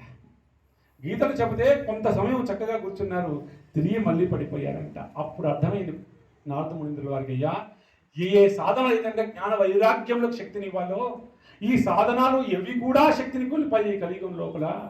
వేదములు కానీ ఉపనిషత్తులు కానీ వేదాంత సూత్రములు కానీ ఇవి ఏవి కూడా శక్తిని ఇవ్వటం లేదే ఈ జ్ఞాన వైరాగ్యం లేవటం కోసం. ఇక దీనికి ఉపాయం ఏమిటో నాకు తోచటం లేదని చెప్పేసి అని ఒక్కసారిగా అక్కడి నుంచి బయలుదేరిపోయి ఉపాయం కోసం బయలుదేరుతున్నారంట. ఆ బయలుదేరుతున్నట్టు క్రమంలో ఒక్కసారిగా భగవంతునికి నమస్కారం చేసుకున్నారు. అయ్యా ఈశ్వర, నేను దేనికోసం అయితే ప్రయత్నం చేస్తున్నానో ఆ ఫలస్సు ఆ ఉపాయం ఎప్పటికీ నాకు గోచరించే విధంగా అనుగ్రహించండి అని చెప్పి ప్రార్థించగానే ఆకాశవాణి ఒక శబ్దం పలికిందంట. ఏమిటంటే, హే నారద మునీంద్ర, దేనికోసం అయితే జ్ఞాన వైరాగ్యం అనేటువంటి తిరిగి శక్తిని పొందాలంటే కనుక నీవు బ్రహ్మ యొక్క కుమారులైనటువంటి వారిని సంప్రదించవలసింది. వారి ద్వారా నీకు ఉపదేశించబడుతుంది జ్ఞాన వైరాగ్యం శక్తి రావడం కోసం అని చెప్పారంట. వెంటనే వారి కోసం బయలుదేరిపోయారు. సనత్ కుమారులైనటువంటి వచ్చారు. 4 కుమారులు కదా బ్రహ్మకి, 4 కుమారుల కోసం మీరు బయలుదేరిపోయారు. అలా వెళ్తున్నటువంటి క్రమంలో ఎవరు కలిసినా సరే అడుగుతున్నారంట, ఏమయ్యా ఇది జరిగిన విషయము, బృందావనంలో భక్తిదేవి ఉంది, యవనంలో ఉంది, కానీ కుమారులైనటువంటి జ్ఞాన వైరాగ్యంలో ముసలితనంతో ఉన్నారు, ఏదైనా ఉపాయం ఉందా అంటే కనుక అయ్యో కొంతమంది చెప్తున్నాను, అయ్యా ఇది ఉపాయం అని. లేదు అవన్నీ నేను ఆల్రెడీ చేసి ఉన్నాను. ఇంకొంతమంది నాకు తెలియదండి అంటున్నారంట. శాస్త్రజ్ఞానమైనటువంటి వారు పెద్ద పెద్ద మహానుభావులు కూడా ఎవరు కూడా ఉపాయం చెప్పలేకపోతున్నారంట. చిట్ట చివరిగా భగవంతుని అనుగ్రహం చేత సనత్ కుమారులు కలిశారు. 4 కుమారులు కలిసి నారదుల వారు ఒకసారిగా నమస్కారం చేసుకుని, అయ్యా మీరు బాలవృత్తులైనటువంటి వారు, చూడడానికి బాల్యంలో ఉంటారు కానీ మీ జ్ఞానం అపారమైనటువంటిది, మీరు సాక్షాత్ భగవంతునికి అవతారమూర్తులైనటువంటి వారు, కాబట్టి మీరు ఏం చేయవలసి ఉంది అంటే జరిగిన విషయం మొత్తం చెప్పేసి ఆ భక్తిదేవి తిరిగి తన యొక్క కుమారుడి జ్ఞాన వైరాగ్యం శక్తినిచ్చి ఈ కలియుగంలో నిలబడే విధంగా ఏదైనా ఉపాయం చెప్పండి అని చెప్పేసి అడిగాడంట.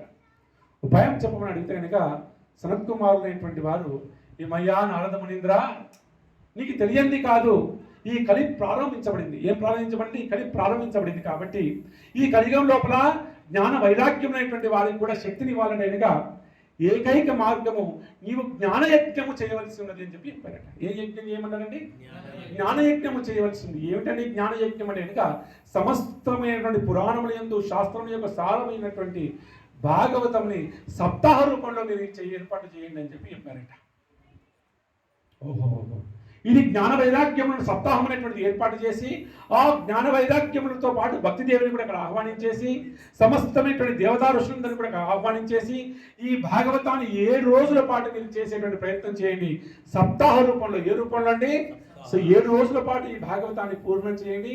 తద్వారా జ్ఞాన వైరాగ్యములకు జీవం వస్తుంది, శక్తి వస్తుంది అని చెప్పేసి అని చెప్పారంట. ఆ విధంగా నారద మహర్షి వారి యొక్క నేతృత్వంలో అక్కడ చక్కగా ఒక చక్కటి ప్రదేశాన్ని ఏర్పాటు చేసి ఈ భాగవత సప్తాహాన్ని సంకల్పం చేశారంట.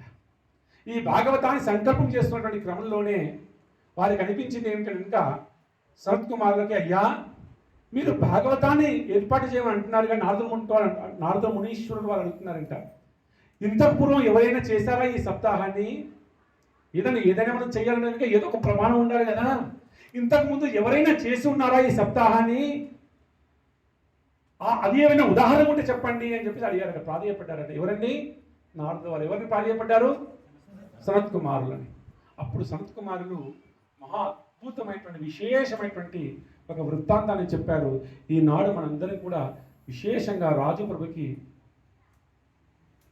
ఈ యొక్క వృత్తాంతం యొక్క ఫలశ్రుతిని వారికి అందజేసే విధంగా ఈ వృత్తాంతం చెప్పుకుందాం. ఈ ఒక్క వృత్తాంతం విన్నా సరే ఈ యొక్క భాగవతం యొక్క సంపూర్ణ ప్రయోజనం కలుగుతుందని నేను చెప్పడం లేదు ఒక అక్షరం కూడా.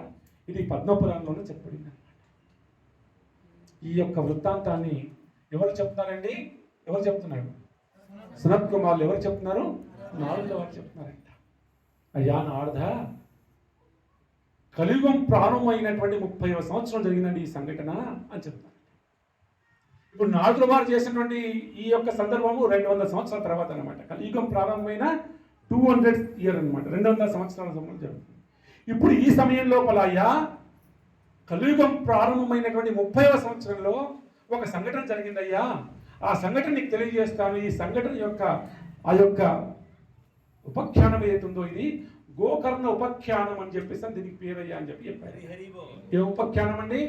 గోకర్ణ ఉపాఖ్యానం అని చెప్పి, ఎవరైనా భాగవతాన్ని సంపూర్ణంగా వినకపోయినా కనీసం ఈ గోకర్ణోపాఖ్యానం విన్నా సరే ఆ గృహమునందు కానీ విన్నటువంటి వారి యొక్క గృహంలో కానీ ఎలాంటి దోషములు ఉన్నా కూడా పూర్ణంగా పోతాయని చెప్పి చెప్పారు అని చెప్పి ఈ యొక్క కథని ప్రారంభించారంట. అయ్యా సంపూర్ణమైనటువంటి విశ్వాసము చేత ఈ ఒక్క వృత్తాంతాన్ని వినవలసిందే కోరుతున్నాను, ప్రత్యేకించి కుటుంబ సభ్యులకి.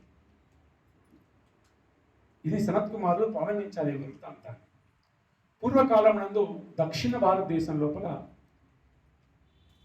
తుంగభద్ర నదీ తీరం లోపల ఒక చక్కటి బ్రాహ్మణుడు ఉండేటువంటి వాడు, నిష్ఠాగరిష్ఠుడైనటువంటి బ్రాహ్మణుడు. పేరు ఆత్మదేవుడు. పేరు ఏమిటండి? ఆత్మదేవుడు అనేటువంటి నామధేయం కలిగినటువంటి ఒక బ్రాహ్మణుడు ఉండేటువంటి వాడు. ఆ బ్రాహ్మణుడు ప్రతినిత్యం కూడా చక్కగా సాధన చేస్తూ భిక్షాటన చేత జీవించేటువంటి వాడు. ఎలా అంటే భిక్షాటన చేత. కానీ భగవంతుని అనుగ్రహం చేత భిక్షాటన చేత కూడా అపారమైనటువంటి సంపదని గడించాడంట. చాలా ధనవంతుడైనటువంటి వాడు. దేని ద్వారా అండి? భిక్షాటన ద్వారా ఎంతో గడించున్నాడు. ఒక చక్కటి సందర్భం లోపల వివాహం జరిగింది అతనికి. వివాహం చేసుకున్నటువంటి ఆ యొక్క భార్య పేరు దుందులి. ఏం పేరండి? దుందులి. ఈయన పేరు ఏమిటండి? ఆత్మదేవుడు. భార్య పేరు దుందులి. ఈ దుందులైనటువంటిది కూడా చాలా చక్కటి గుణాలు ఉన్నాయి, కానీ చాలా భౌతికమైనటువంటి చాలా కోరికలు ఉన్నటువంటి తల్లి అన్నమాట.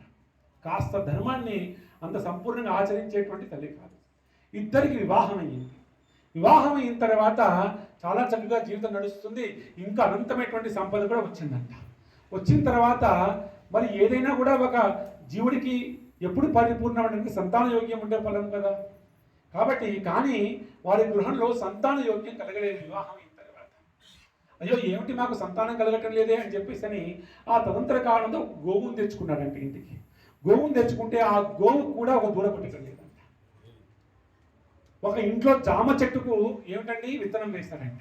ఆ జామ చెట్టు కూడా పెరిగింది కానీ దాన్ని కాయ కాయటం లేదు. అయ్యో, నేను పెట్టినట్టు నా చేతులతో పెట్టినట్టు ఒక చెట్టు కాయ కాయటం లేదు. నా గృహంలో ఉన్నటువంటి ఈ గోవు కూడా ఒక దూడ పుట్టడం లేదు. నాకు సంతానం లేదు. ఏ జన్మలో ఏం పాపం చేసి ఉన్నాను కదా అని చాలా బాధపడ్డాడు. తోచినటువంటి పూజలన్నీ చేశాడు, చెప్పిన వ్రతాలన్నీ చేశాడు, నోములన్నీ నోముకున్నాడు, కానీ సంతాన యోగ్యం కలగలేదు. చాలా విరక్తుడైపోయాడు. ఒకనాడికి అనుకున్నాడు, అయ్యా ప్రాయోపవేశం చేస్తే కానీ సరిపోదే, నా కుమారుడు అనేటువంటి వాడు లేడు కదా అని చెప్పేసి చాలా బాధపడ్డాడు.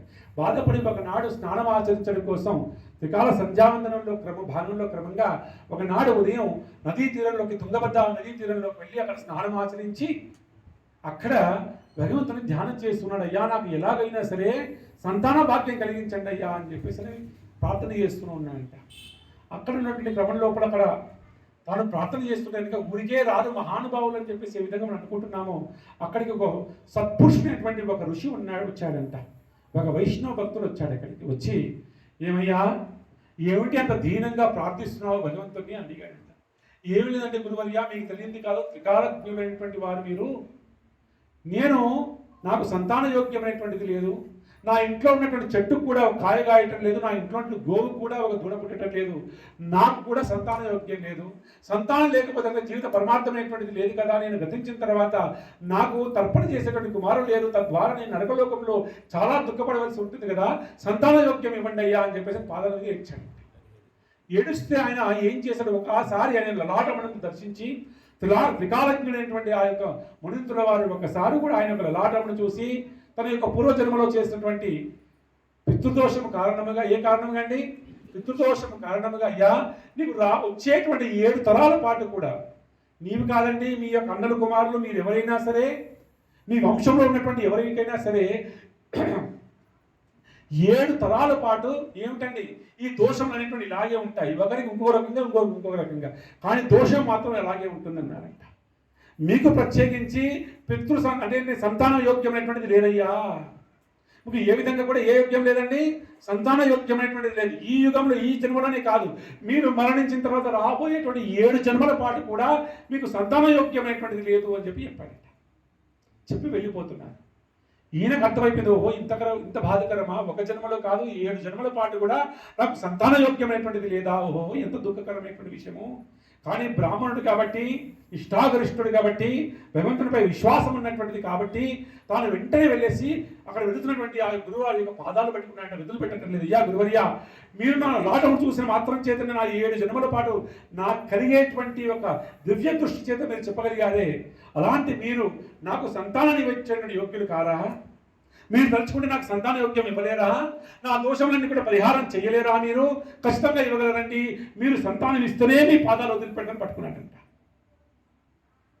అప్పుడు వారు అతని ఆ బ్రాహ్మణులో ఉన్నటువంటి ఆ యొక్క నిష్టను చూసి, అతని యొక్క తీవ్రమైనటువంటి కోరికను చూసి తన దగ్గర ఉన్నటువంటి ఒక పండుని ఆ యొక్క బ్రాహ్మణుడికి ఇచ్చాడు. ఇచ్చి, ఆత్మదేవా, ఈ యొక్క పండుని నీ యొక్క ధర్మపత్ని అయినటువంటి దుందులికి దయచేసి తినిపించండి, తద్వారా మీకు సంతాన యోగ్యం కలుగుతుందని చెప్పారట. వెంటనే ఇంటికి తీసుకెళ్ళాడు. ఆ దుందులకి ఇచ్చాడు ఈ యొక్క పండుని. ఫలమనిస్తే, అయ్యా అమ్మా, ఇది నాకు ఒక సత్పురుషుడైనటువంటి ఏమంటే గురువు గారు ఇచ్చారు, నాకు సంతాన యోగ్యం కలగడం కోసం ఈ యొక్క పండుని మీరు చక్కగా స్వీకరించు అని చెప్పేసి భార్యకి ఇచ్చాడు. భార్య సరే అని చెప్పేసి తను తీసుకుంది. కానీ తను ఆలోచించడం ప్రారంభించింది. అయ్యో, తనకి భయం ఎక్కువ, దుఃఖం ఎక్కువ వస్తుందని భయం ఎక్కువ అనమాట. ఈ పండును నేను తింటే కనుక అప్పటికే నా వయస్సు అయిపోయింది. ఈ పండును తింటే కనుక నాకు ఏమవుతుంది అంటే నా సౌందర్యమైనటువంటిది పోతుంది. నేను కడుపు అంటే నాకు సంతానం కలిగితే కనుక ఆ గర్భంలో నేను శిశువుని ధారణ చేస్తే, గర్భం నుంచి ధారణ చేస్తే నా యొక్క సౌందర్యమైనటువంటిది పోతుంది. రెండవది, నాకు అందరూ అంటారు ఏమిటి, ప్రసవ సమయం నందు మరణించి తిరిగి పుడుతుంది స్త్రీ అని చెప్పేసి.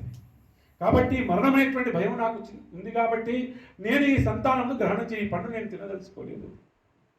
కాబట్టి ఏం చేయాలి మరి భర్తనటువంటి వారు చెప్పారు కదా అని చెప్పేసి అదే గ్రామంలో ఉన్నటువంటి తన యొక్క సోదరి ఇంటికి వెళ్ళిందంట. వెళ్ళి జరిగిన విషయం చెప్పేసి ఏ విధంగా నాకు సహాయం చెయ్యి అని చెప్పేసి అడిగిందంట ఆ యొక్క దుందులి.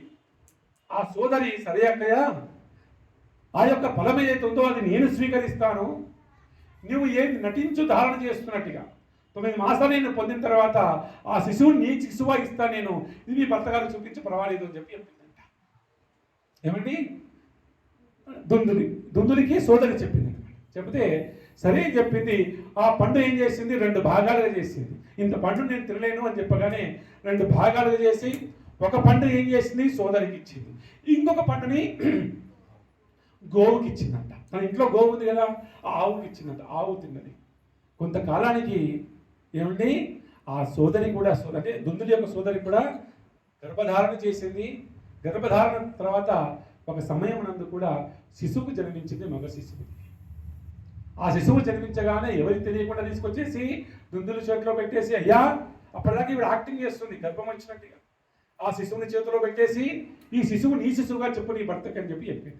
వెంటనే ఆనందంతో ఆ శిశువుని తీసుకొని దుందులి తన భర్త దగ్గరికి వెళ్ళింది. ఆత్మదేవుడి దగ్గరికి వెళ్ళేసి, అయ్యా ఇదిగో నీవు ఆ పండు తినడం ద్వారా నేను సంతానం కలిగి ఉన్నాను, గర్భధారణ చేసి ఉన్నాను, తద్వారా నాకు ఈ శిశువు జన్మించాడని చెప్పేసి ఒక మగ శిశువుని చేతిలో పెట్టింది. చాలా ఆనందించాడు ఆత్మదేవుడు. ఓహో ఎన్నాటికి నా కోరిక అనేటువంటిది ఫలించింది, ఓహో సంతానం లేక ఎంత బాధపడ్డానో. అందరూ బాధపడతారని సంతానం లేకుండా, అది బాధపడే వారికి తెలుస్తుంది సంతానం లేకపోతే ఎంత దుఃఖమో.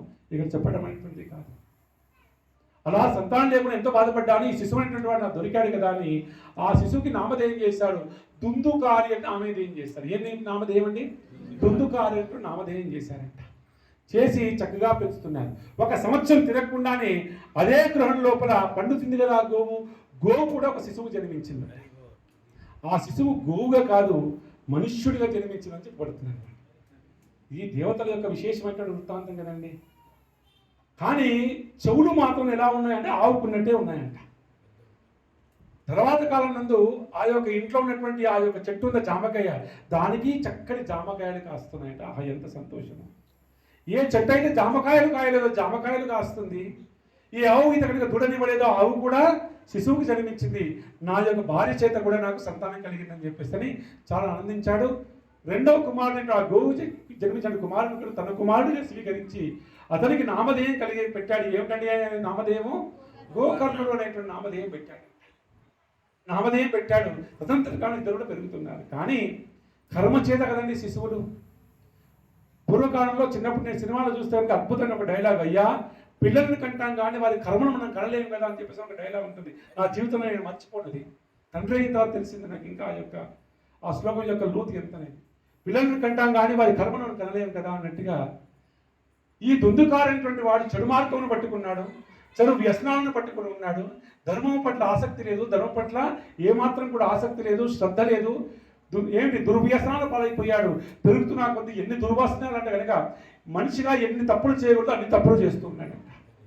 మరొక వైపున ఎవరు గోకర్ణమైనటువంటి వారు ఏం చేస్తున్నాడు, చక్కగా నిష్ఠాగరిష్ఠుడై గురుకులందు చక్కగా విద్యాభ్యాసం చేసి తల్లిదండ్రుల పట్ల చక్కటి గౌరవం కలిగి ఉండి లోకం నందు చక్కటి పేరు ప్రఖ్యాతలు కలిగి ఉన్నాడంట. చక్కటి జ్ఞానం కలిగి ఉన్నాడు, శాస్త్రంతో పట్టు కలిగి ఉన్నాడంట గోకర్ణుడు. పెరిగి పెద్దగైపోయారు. కానీ చిన్నప్పుడు ఎంత ప్రేమగా చూసినప్పటికీ కూడా పెరిగిన తర్వాత తను చేసేటువంటి ఆ కార్యక్రమంలో ఆ దుర్వ్యసనాలను చూసి తట్టుకోలేక బాధపడిపోయాడు. ఎవరండి, ఆత్మదేవుడు. బాధపడిపోయి చాలా బాధపడిపోయి ఒకనాడు ప్రయోగప్రవేశం చేసుకున్నామని సంకల్పించాడంట. ఇక నేను మరణిస్తాను, ఇది చూడలేను, నా కుమారుడు చేసేటువంటి దుశ్చర్యలు అని చెప్పేసి అంటే గోకర్ణుడు ఒకనాడు పిలిపించేసి తండ్రి గారికి ఉపదేశం చేశాడట.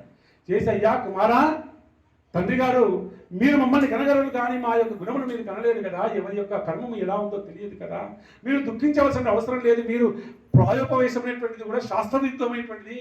కాబట్టి మీరు ఏమిటి ఈ కుమారునటువంటి వ్యామోహం నుంచి బయటపడిపోయి మీరు చక్కగా ఏమిటి కాశీ క్షేత్రంలోకి వెళ్ళి చక్కగా భక్తిని ఆచరించి ఆ యొక్క శ్రీమన్నారాయణ హరి యొక్క ప్రదేశమైనటువంటి వైకుంఠానికి వెళ్ళండి. ఏమంటే కాశీక్షేత్రం నందు నివాసం ఉండి అక్కడ భక్తిని ఆచరించి తదంతర కారణందు ఆ యొక్క శివుడి యొక్క మరణము సమయం తర్వాత శివుడు వచ్చి మీ కర్ణమునందు 3 సార్లు హరి హరి హరి అనగా మీరు వైకుంఠాన్ని పొందేటువంటి ఆ ప్రయాణం చేయండి అని చెప్పేసి అని ఉపదేశించాడంట. ఎవరికి, ఆత్మదేవుడికి. ఎక్కడ వెళ్ళమన్నాడు, కాశీక్షేత్రం వెళ్ళమన్నాడు. ఎందుకంటే కాశీలో ఎవరు మరణించినా సరే ఒక చెవు పైకి ఒక చెవు కిందకు బట్టి ఇప్పటి కూడా మరణిస్తుంది. మనిషే కాదు, పక్షి కూడా. ఏ పక్షి అయినా ఏ జంతువు అయినా సైన్స్ చెప్పలేదు. మనందరం కూడా పర్యటించి చూడవచ్చు కాశీక్షేత్రం నందు. కారణం ఏమిటంటే కనుక కాశీక్షేత్ర మహాత్మ్యం నందు చెప్పబడుతుంది, ఎవరైతే కనుక విష్ణు భక్తులై ఉన్నారో వారు ఆ యొక్క కాశీ క్షేత్రం దేహత్యాగం చేస్తే ఒక కర్ణం నందు సాక్షాత్తుగా కాశీ విశ్వనాథుడే వచ్చేసి 3 సార్లు అంటాడంట. ఆ చివరి నిమిషం నందు ఏమిటి, హరి హరి హరి అని అంటాడంట. కాబట్టి మీరు ఆ క్షేత్రానికి వెళ్ళండి అని చెప్పేసి కాశీ క్షేత్ర మహత్యాన్ని చెప్పి ఆ ఆత్మదేవుని అక్కడికి పంపించేశాడు. ఆయన వెళ్ళిపోయాడు, చక్కగా వెళ్ళిపోయి ఆ యొక్క కాశీ క్షేత్రం దేహత్యాగం చేశాడు, వైకుంఠానికి వెళ్ళిపోయాడు. తర్వాత కాలం నందు గోకర్ణుడు కూడా ఈ యొక్క భక్తి అనేటువంటి దాన్ని ప్రచారం చేస్తూ అనేకమైన పుణ్యక్షేత్రం తిరుగుతున్నాడంట. ఇక ఇంట్లో ఉన్నది ఎవరండి, ఇద్దరే. ఎవరండి, కుమారుడు, తల్లి. తల్లికి చిన్నప్పుడు తెలియలేదు, తదంతర కాలం తెలిసింది. అబ్బో ఎంత దుర్మార్గుడైనటువంటి వాడు కుమారుడే. ధనమంతా క్షీణించిపోయింది. ఇక ఏమిటి, ప్రతిరోజు తల్లి అడుగుతున్నాడు, అయ్యా నీ దగ్గర ఏమైనా ధనం ఉందా ఇవ్వు, నీ దగ్గర ధనం ఉందా ఇవ్వు అని అడుగుతున్నాడంట. ఏమిటి, ఉన్నదంతా ఇచ్చేసింది తల్లి, ఇంకా ఏమీ లేదు. ఆ కొడుకు చేసేటువంటి దుశ్చర్యలు చూడలేక తను ఆ గృహంలోనే ఒక బావిలో దూకి చనిపోయిందంట. దేహత్యాగం చేసింది ఇక్కడ భార్య. ఇక తల్లి లేదు, తండ్రి లేదు, కుమారుడు ఎవరు సోదరుడు లేరు కదా. ఇక ఇల్లంతా తనదే అయిపోయింది. ఏం చేశాడు, యథార్థముగా పద్మపురాణం చెప్పిన నేను విషయం చెప్తున్నాను. 5 వేశ్యలు తీసుకొచ్చుకుని ఇంట్లో పెట్టుకున్నాడంట. పెట్టుకున్నాడు, సరే వారిని పోషించడానికి ఇక ధనం లేదు, ఏం చేయాలి, దొంగతనం చేస్తున్నాడు, జూదం ఆడుతున్నాడు, ఏవైతే చేయకూడదో అన్ని వ్యసనాలు చేస్తున్నాడు వారిని పోషించడం కోసం. ఒకనాడు వారిని పోషించడం కోసం ఆ రాజ్యంలో ఉన్నటువంటి ఒక రాజుగారి ఇంట్లోకి దొంగతనంగా వెళ్ళి నగలన్నీ దోచుకుని వచ్చాయంట. వచ్చి 5గురికి ఇచ్చారంట. అమ్మా ఇది నగలన్నీ చూడండి, ఎక్కడికి తెచ్చావయ్యా, రాజుగారి యొక్క రాజ్యం నుంచి దొంగిలించి తీసుకొచ్చారన్నారంట. ఆ రాత్రి 5గురు కూర్చున్నారంట. కూర్చొని మాట్లాడుకున్నారు, ఏమమ్మా మనందరి కోసం ఈ నగలు తీసుకొచ్చాడు, పర్వాలేదు, కానీ ఈ తీసుకొచ్చే క్రమంలో ఎవరైనా సరే రాజుగారి యొక్క భటులు ఎవరైనా సరే తను చూసి ఉంటారు, తను పట్టుకోవడానికి ప్రయత్నం చేస్తారు. కాబట్టి తను దొరికితే మనం కూడా దొరికిపోతాం, ఈ ధనం కూడా దొరికిపోతుంది. కాబట్టి ఒక పని చేద్దామని వారు 5 మాట్లాడుకొని ఈ రాత్రికి ఈ యొక్క దుందుకాలని ఏం చేద్దామండి, చంపివేద్దామని చెప్పేసి నిర్ణయం చేసుకున్నారండి. చేసుకుని ఆ రాత్రికి 5 కలిసి ఆ యొక్క దుందుకాయని మంచం పైన కట్టివేసి చంపడానికి ప్రయత్నం చేశారట. కానీ ఎంతకీ చావటం లేదు. చావలేకపోతే కనుక పొల్లిలో ఉన్నటువంటి నిప్పులు ఏమంటారండి, బొగ్గులు అంటాం మనం, ఆ నిప్పులు తీసుకొచ్చి నోట్లో వేసి చంపేశారంట. చాలా దుఃఖకరంగా చెప్పారు, చాలా అవస్థతో మరణించాడంట. ఆ తర్వాత ఆ ధనమంతా తీసుకొని వీరు వేరే రాజ్యానికి వెళ్ళిపోయారు. ఎవరు, మిగతా వాళ్ళంతా. ఇప్పుడు అకాల మరణం పొందినటువంటి వాడు, కోరికలు ఉండకుండా ఉన్నటువంటి వాడు, అర్ధాయుష్తో మరణించినటువంటి వాడు, సహజమైనటువంటి మరణం కూడా కాదు కదా. ఇప్పుడు తన యొక్క గతి ఏమై ఉంటుంది అని అనక తాను ఊర్ధ్వలోకాలకు పోయే అవకాశం లేకుండా పిశాచత్వం కలిగింది అంటే పిశాచ శరీరం కలిగింది తనకి. పిశాచ శరీరం అంటే ప్రేత శరీరం. పిశాచత్వం అని చెప్పేసి పద్మపురంలో యథార్థంగా పదం వాడారనమాట. వైష్ణవ ఆచార్యులు కూడా ఈ పదాన్ని చెప్పారు. అంటే వాయు రూపంలో శరీరం ఉంటుందన్నమాట. శరీరం కలిగి ఉండదు. ఏ రూపంలో ఉంటుంది ప్రభుజీ? వాయు రూపంలో ఉంటుందంట. కానీ నరకం వెళ్ళడు, స్వర్గం వెళ్ళడు, అధోలోకాలకు వెళ్ళడు, ఎక్కడికి వెళ్ళడు. వాయు రూపంలో అక్కడే సంచరిస్తూ ఉంటాడు. ఇది అతను జరిగినటువంటి పరిస్థితి. ఇక గోకర్ణుడు ఏం చేస్తాడు, అనేక పుణ్యక్షేత్రాలు తిరిగి ఇంటికి వచ్చాడు. ఇంటికి వచ్చిన తర్వాత తెలిసింది ఏమని, అన్నగారికి ఇది జరిగింది. అయ్యో ఇంత జరిగిందా, కర్మ చేయవలసిన నా సోదరుడు, నా తండ్రి గారు లేరు, వారు మరణించి ఉన్నారు, నా తండ్రిగారు మరణించారు, సోదరుడు మరణించాడు. ఇక నేను చేయవలసింది ఏమిటి అంటే, అయ్యా అందరు బ్రాహ్మణుల దగ్గరికి వెళ్తే, అయ్యా మీరు చక్కగా ఈ ప్రదేశంలోకి వెళ్ళి తర్పణ చేయండి అని చెప్పారు. అక్కడి నుంచి ఏమిటి మా తర్పణ చేయడం ప్రారంభించాడు. తిల ఏమంటారండి, ఈ చేతితో ఏం చేస్తారండి, తిల తర్పణం అంటాం మనం. ఈ బొటన వేలుతోని నల్ల నువ్వుల్ని వదిలివేస్తాం అనమాట. ఇలా నల్ల నువ్వుల్ని ఇలా వదిలివేసి బొటన వేలు ద్వారా కిందికి వదిలేసి పిండములు అంటే కనుక 3 తరాలైనటువంటి పిండములు పెట్టి పిండమును కూడా తర్పణ చేయడం క్రతువు ఏదైతుందో ఇది అన్ని క్షేత్రాల్లో వెళ్ళి నదీ తీరాలు వెళ్ళి చేస్తున్నాడంట. చివరి కాశీ క్షేత్రం వెళ్ళాడు, అక్కడ తర్పణ చేశాడు. ఆ తర్వాత కాలం నందు గయా క్షేత్రం వెళ్ళి విష్ణుపాదం దగ్గర చేశాడు. ప్రత్యేకించి పిండ ప్రధానమైనటువంటి ఉత్తమోత్తమైనటువంటి ప్రదేశము ఒకటి గయా, 2 దక్షిణ భారతం అంటే గోకర్ణం. ఎంతమంది విన్నారు గోకర్ణం గురించి? చాలా సంతోషం. గోకర్ణము కూడా విశేషమైనటువంటి ప్రదేశము తర్పణ చేయడం కోసం అన్నమాట. ఇతను ప్రత్యేకించి గోకర్ణం వెళ్ళినట్టుగా చెప్పలేదు ఇక్కడ, కానీ గయా వెళ్ళినట్టుగా చెప్పారనమాట. గయా వెళ్ళేసి అక్కడ బ్రాహ్మణుల యొక్క సమక్షంలో, వేదమంత్రముల యొక్క సమక్షంలో యథార్థంగా శాస్త్రం ఏదైతే చెప్పబడిందో అన్నిటినీ ఆచరిస్తూ అక్కడ తిలతర్పణము పిండ ప్రదానం చేశారంటే ఎవరికి? సోదరుడికి చేసి అన్ని క్షేత్రములు చేసి గంగా నదిని చక్కగా కమండలంలో తీసుకొని తిరిగి ఇంటికి వచ్చాడంట. ఇంటికి వచ్చి అయ్యా మా అన్నగారికి చక్కగా ఏమిటి ఈ యొక్క చక్కటి ఉద్యోగతి కలుగుతున్నటువంటి విశ్వాసం చేత వచ్చి ఆ గృహంలో నిద్రిస్తున్నాడంట రాత్రి సమయంలో. నిద్ర వస్తుంటే ఆ ఇంటి లోపల శబ్దములు కొన్ని వినబడుతున్నాయి. ఒక సింహగర్జనగా, ఒక ఏనుగు గర్జనగా, ఇలాంటి ఒక జంతువులు చేసేటువంటి గర్జనలు వినబడుతున్నాయంటే అతనికి ఏమిటి ఇలా గర్జనలు వినిపిస్తున్నాయి ఏమిటి మా ఇంటి లోపల అని తాను సందేహం కలిగి ఏం చేశాడు, తను ఏదైతే గంగాజలం తీసుకువచ్చాడో ఎటువైపు అయితే అక్కడ శబ్దములు వస్తున్నాయో అటువైపున ఈ గంగాజలంను అక్కడ విసిరాడంట. అక్కడి నుంచి శబ్దం అనేటువంటిది వచ్చిందయ్యా. ఎవరు ఆ శబ్దం రూపంలో ఉన్నటువంటిది? సాక్షాత్తుగా దుందుకారు అనేటువంటి వాడు. అయ్యా గోకర్ణ, ఈ శరీరం ఉన్నప్పుడు నేను గుర్తించలేదు, ఈ శరీరం ఉన్నప్పుడు తదంతరగా నన్ను అనుభవించేటువంటి దుఃఖం అవుతున్నది నేను గుర్తించలేకపోయాను. ఎన్ని మార్లు నువ్వు చెప్పినా సరే ఎప్పుడు నేను హరిభక్తిని స్వీకరించలేదు, నాన్నగారు చెప్పిన మాటలు వినలేదు, తల్లిగారు చెప్పినటువంటి మాటలు వినలేదు. నేను స్వయం కృతాపరాధంతో ఎన్నో పాపాలు చేసి ఉన్నాను. కాబట్టి ఇన్ని పాపములు చేసిన కారణంగా నేను ప్రేత శరీరంతో ఉన్నాను, విచాచత్వము కలిగి ఉన్నాను. నాకు వాయువు అనేటువంటిదే రూపం తప్ప నాకు రూపం లేకుండా ఉన్నది, నాకు ఏ గతి కలగకుండా ఉన్నది, సంతరిస్తూ ఉన్నాను నేను. ఇదా నాకు ఈ యొక్క పిశాచత్వం నుంచి మోక్షం కలిగించయ్యా అని చెప్పేసి ప్రాధేయపడ్డాడండి. ఇతను ఆశ్చర్యపోయాడు. ఏమిటిది, ఇది ఏమిటి పరిస్థితి? నేను ఇన్ని ప్రదేశాలు వెళ్ళాను, ఇన్ని చక్కగా తర్పణ చేశాను, మంత్రదోషం లేదు. చూడండి, మీరు ఏదైనా పిండ ప్రదానం చేసేటప్పుడు చేసేటువంటి వారు, చేయించేటువంటి వారు ఒక మంత్రం అపశబ్దంగా పోయినా కూడా అది చక్కగా ఏర్పాటు చేయబడదు. చేసేటువంటి వారు మంత్రము నిష్ఠాగరిష్టంగా స్పష్టంగా చేయవలసిందన్నారు. ఆ తర్వాత పిండ ప్రదానం చేసిన తర్వాత 12 మంది బ్రాహ్మణులకు భోజనం పెడితే అది స్వీకరణ చేసేటువంటి యోగ్యత అయినటువంటి బ్రాహ్మణులై ఉండాలన్నారు. ఇలా ఎన్నో నియమాలు ఉన్నాయి మనందరికి కూడా. ఆ నియమాల్లో ఏ దోషం చేయినా సరే మీరు గుర్తుపడగతి కలదు. కాబట్టి ఇన్ని చేసి ఉన్నాను, కానీ ఏది చేసినా సరే ఇన్ని సక్రమంగా ఎక్కడ కూడా ఏ దోషములు కలగకుండా చేస్తాను. నేనప్పటికీ కూడా ఇన్ని దోషములు చేయకుండా, ఏ దోషము చేయకుండా నేను తర్పణ చేసినప్పటికీ కూడా నా సోదరికి ఇలాంటి గతి కలిగింది ఏమిటి, ఇది ఇతని ఈ యొక్క శరీరంలో నుంచి ఊర్ధ్వగతిని కలిగించేటువంటి మార్గం ఏమిటయ్యా అని చెప్పేసి వెంటనే సంకల్పం చేశాడు. కానీ గోకర్ణుడు చేసినటువంటి తపస్సు ఎంత గొప్పదంటే కనుక తాను గాయత్రి మంత్రాన్ని ఒకసారి ఉపాసన చేశాడంట. సంధ్యావందనం చేసి గాయత్రి మంత్రాన్ని ఉపాసన చేసి ఒకవైపు సూర్యుడి వైపు అలా దృష్టి సారించాడంట. సూర్యుడి యొక్క గమనం కూడా ఆగిపోయిందంట. తన యొక్క దృఢమైనటువంటి సంకల్పం, అన్నగారికి ఏం చేయాలి, ఈ శరీరం నుంచి మోక్షం కలిగించాలని కనుక తానుకున్నటువంటి ఆ సంకల్పం చేత సూర్య గమనం కూడా ఒక్కసారిగా ఆగిపోయి సాక్షాత్తుగా సూర్యుడి చేత వాణి వినిపించిందంట. ఏమిటి, అయ్యా గోకర్ణ, నీ యొక్క సోదరుడైనటువంటి దుందుకారి యొక్క స్థితి నుంచి ఊర్ధ్వగతిని పొందాలంటే కనుక, మోక్షము పొందాలంటే కనుక నీవు నిర్వర్తించవలసినటువంటిది ఈ కలియుగంలో ఖచ్చితంగా నిర్వర్తించవలసినటువంటి ఏకైక యజ్ఞం ఉన్నది. అది జ్ఞానయజ్ఞం అని పేరు, అది మోక్షయజ్ఞం అని పేరు. ఆ మోక్షయజ్ఞాన్ని మీరు సంకల్పం చేయండి అన్నారంటే. ఏమిటండి ఆ యొక్క మోక్షయజ్ఞం అంటే కనుక 7 రోజుల పాటుగా భాగవత సప్తాహాన్ని నిర్వర్తించండి అని చెప్పారు. శ్రీమద్ భాగవత మహాపురాణానికి ఓహో. వెంటనే తాను ఆశీనులైపోయి ఉన్నాడు. ఆ గ్రామంలో ఇలా ఏ విధంగా అయితే కనుక మనకి సంతోష్ ప్రభు అందరినీ ఇక్కడ పిలిపించాడో, ఆనాడు వారి యొక్క గృహంలో జరిగినటువంటి సంఘటనకి దేహత్యాగం చేసిన రాజు ప్రభు గారికి ఏ విధంగా అయితే ఉత్తగతిని కలిగించాలనేటువంటి సత్సంకల్పం చేత ఆ గృహంలో ఉన్నటువంటి సభ్యులందరూ కూడా సంకల్పం చేశారో, ఏ విధంగా మనందరినీ ఆహ్వానించారో, ఆనాడు కూడా గోకర్ణ అనేటువంటి వాడు ఆ గ్రామం అందరినీ ఆహ్వానించాడంట. గ్రామం అందరినీ ఆహ్వానించేసి ఈ యొక్క భాగవతాన్ని చక్కగా ఏమిటి, భాగవతాన్ని విగ్రహ రూపంలో, విగ్రహం అంటే కనుక కృష్ణుడు విగ్రహం పెట్టలేదు,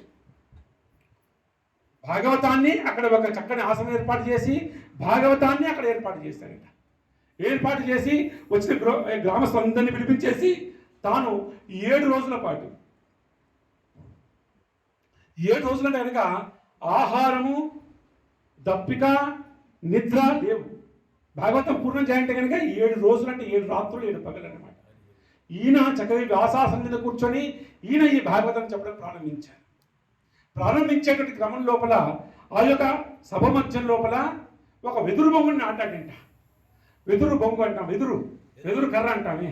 ఆ వెదురు కర్రని ఒక మధ్య ప్రదేశంలో అక్కడ పెట్టేసి ఆ వెదురు బొంగు 7 కనుపులు ఉండే విధంగా, అంటే 7 ముక్కలు 7 భాగాలుగా 7 కనుపులుగా ఉన్నటువంటి ఒక వెదురు కర్రని తెప్పించేసి ఆ వెదురు కర్రని మధ్యలో నాటేసి ఒక్కొక్క రోజు ఈ భాగవతాన్ని ప్రారంభించాడు. నిత్యం ఇక భాగవతాన్ని 7 రోజుల పాటు ప్రారంభించాడు. అలా భాగవతాన్ని ఎప్పుడైతే కనుక ఈ యొక్క గోకర్ణ అనేటువంటి వాడు మొట్టమొదటి రోజున ఈ భాగవతాన్ని పూర్ణం చేశాడో, ఎప్పుడైతే కనుక ఈ భాగవతం అనేటువంటిది కూడా ఆ రోజుకి అంటే ఆ రోజు గతించిపోయి రెండవ రోజు ప్రారంభమయ్యేటువంటి మధ్యస్థమయమునందు పైన ఉన్నటువంటి ఏమిటండి ఒక కనుపు చక్కగా విరిగిపోయిందండి. హరివో ఒక కనుము విరిగిపోయిందండి కనుపు. అలా రెండవ రోజు భాగవతాన్ని ప్రారంభించాడు. రెండవ రోజు కొనసాగింది, మూడవ రోజు కొనసాగింది, ఆరవ రోజు, ఏడవ రోజున ఈ భాగవత సప్తాహాన్ని సంపూర్ణం చేసిన తర్వాత అందరి సమక్షం లోపల 7 కనుపులుగా ఉన్నటువంటి ఒక్కొక్క రోజు ఒక్కొక్క కనుపు పగిలిపోయి చివరి రోజున భాగవత సప్తాహాన్ని పరిసమాప్తం పూర్ణమయ్యేటువంటి సమయానికి ఆ 7 కనుపులు కూడా విరిగిపోయి అక్కడి నుంచి ఒక తేజస్సు అనేటువంటిది బయటికి వెళ్ళిందంట. అక్కడ ఈ తేజస్సు ఎలాగైతే ఇంకా బయటికి వెళుతుంటాయనగా వైకుంఠంలో నుంచి వైకుంఠ పార్షదులు అనేటువంటి వారు స్వయంగా వచ్చేస్తున్నారంట. ఓహోహో శంఖచక్ర దాపద్మధారి ఇప్పుడు పిధాంబరిధారి అయినటువంటి ఆ శ్రీమన్నారాయణ యొక్క పార్షదులందరూ కూడా వైకుంఠ విమానం లోపల అలా వైకుంఠపురం నుంచి దాటి ఈ యొక్క ప్రదేశంలోకి వచ్చారంట. రాగానే గ్రామస్తులందరూ కూడా ఒక్కసారికి నమస్కారం చేస్తున్నారు. ఓహోహో ఏమొచ్చిందండి యా మనందరి యొక్క సమక్షంలోనే ఈ భాగవత సప్తాహాన్ని వినగానే ఆ 7 కనుపుల్లో ఉన్నటువంటి ఆ ప్రేత శరీరం ఎక్కడైతే ఉందో ఆ యొక్క పొందుకారైనటువంటి వాడికి మోక్షం కలిగించడం కోసం వైకుంఠాన్ని తీసుకెళ్ళడం కోసం సాక్షాత్ ఎవరు వచ్చారండి?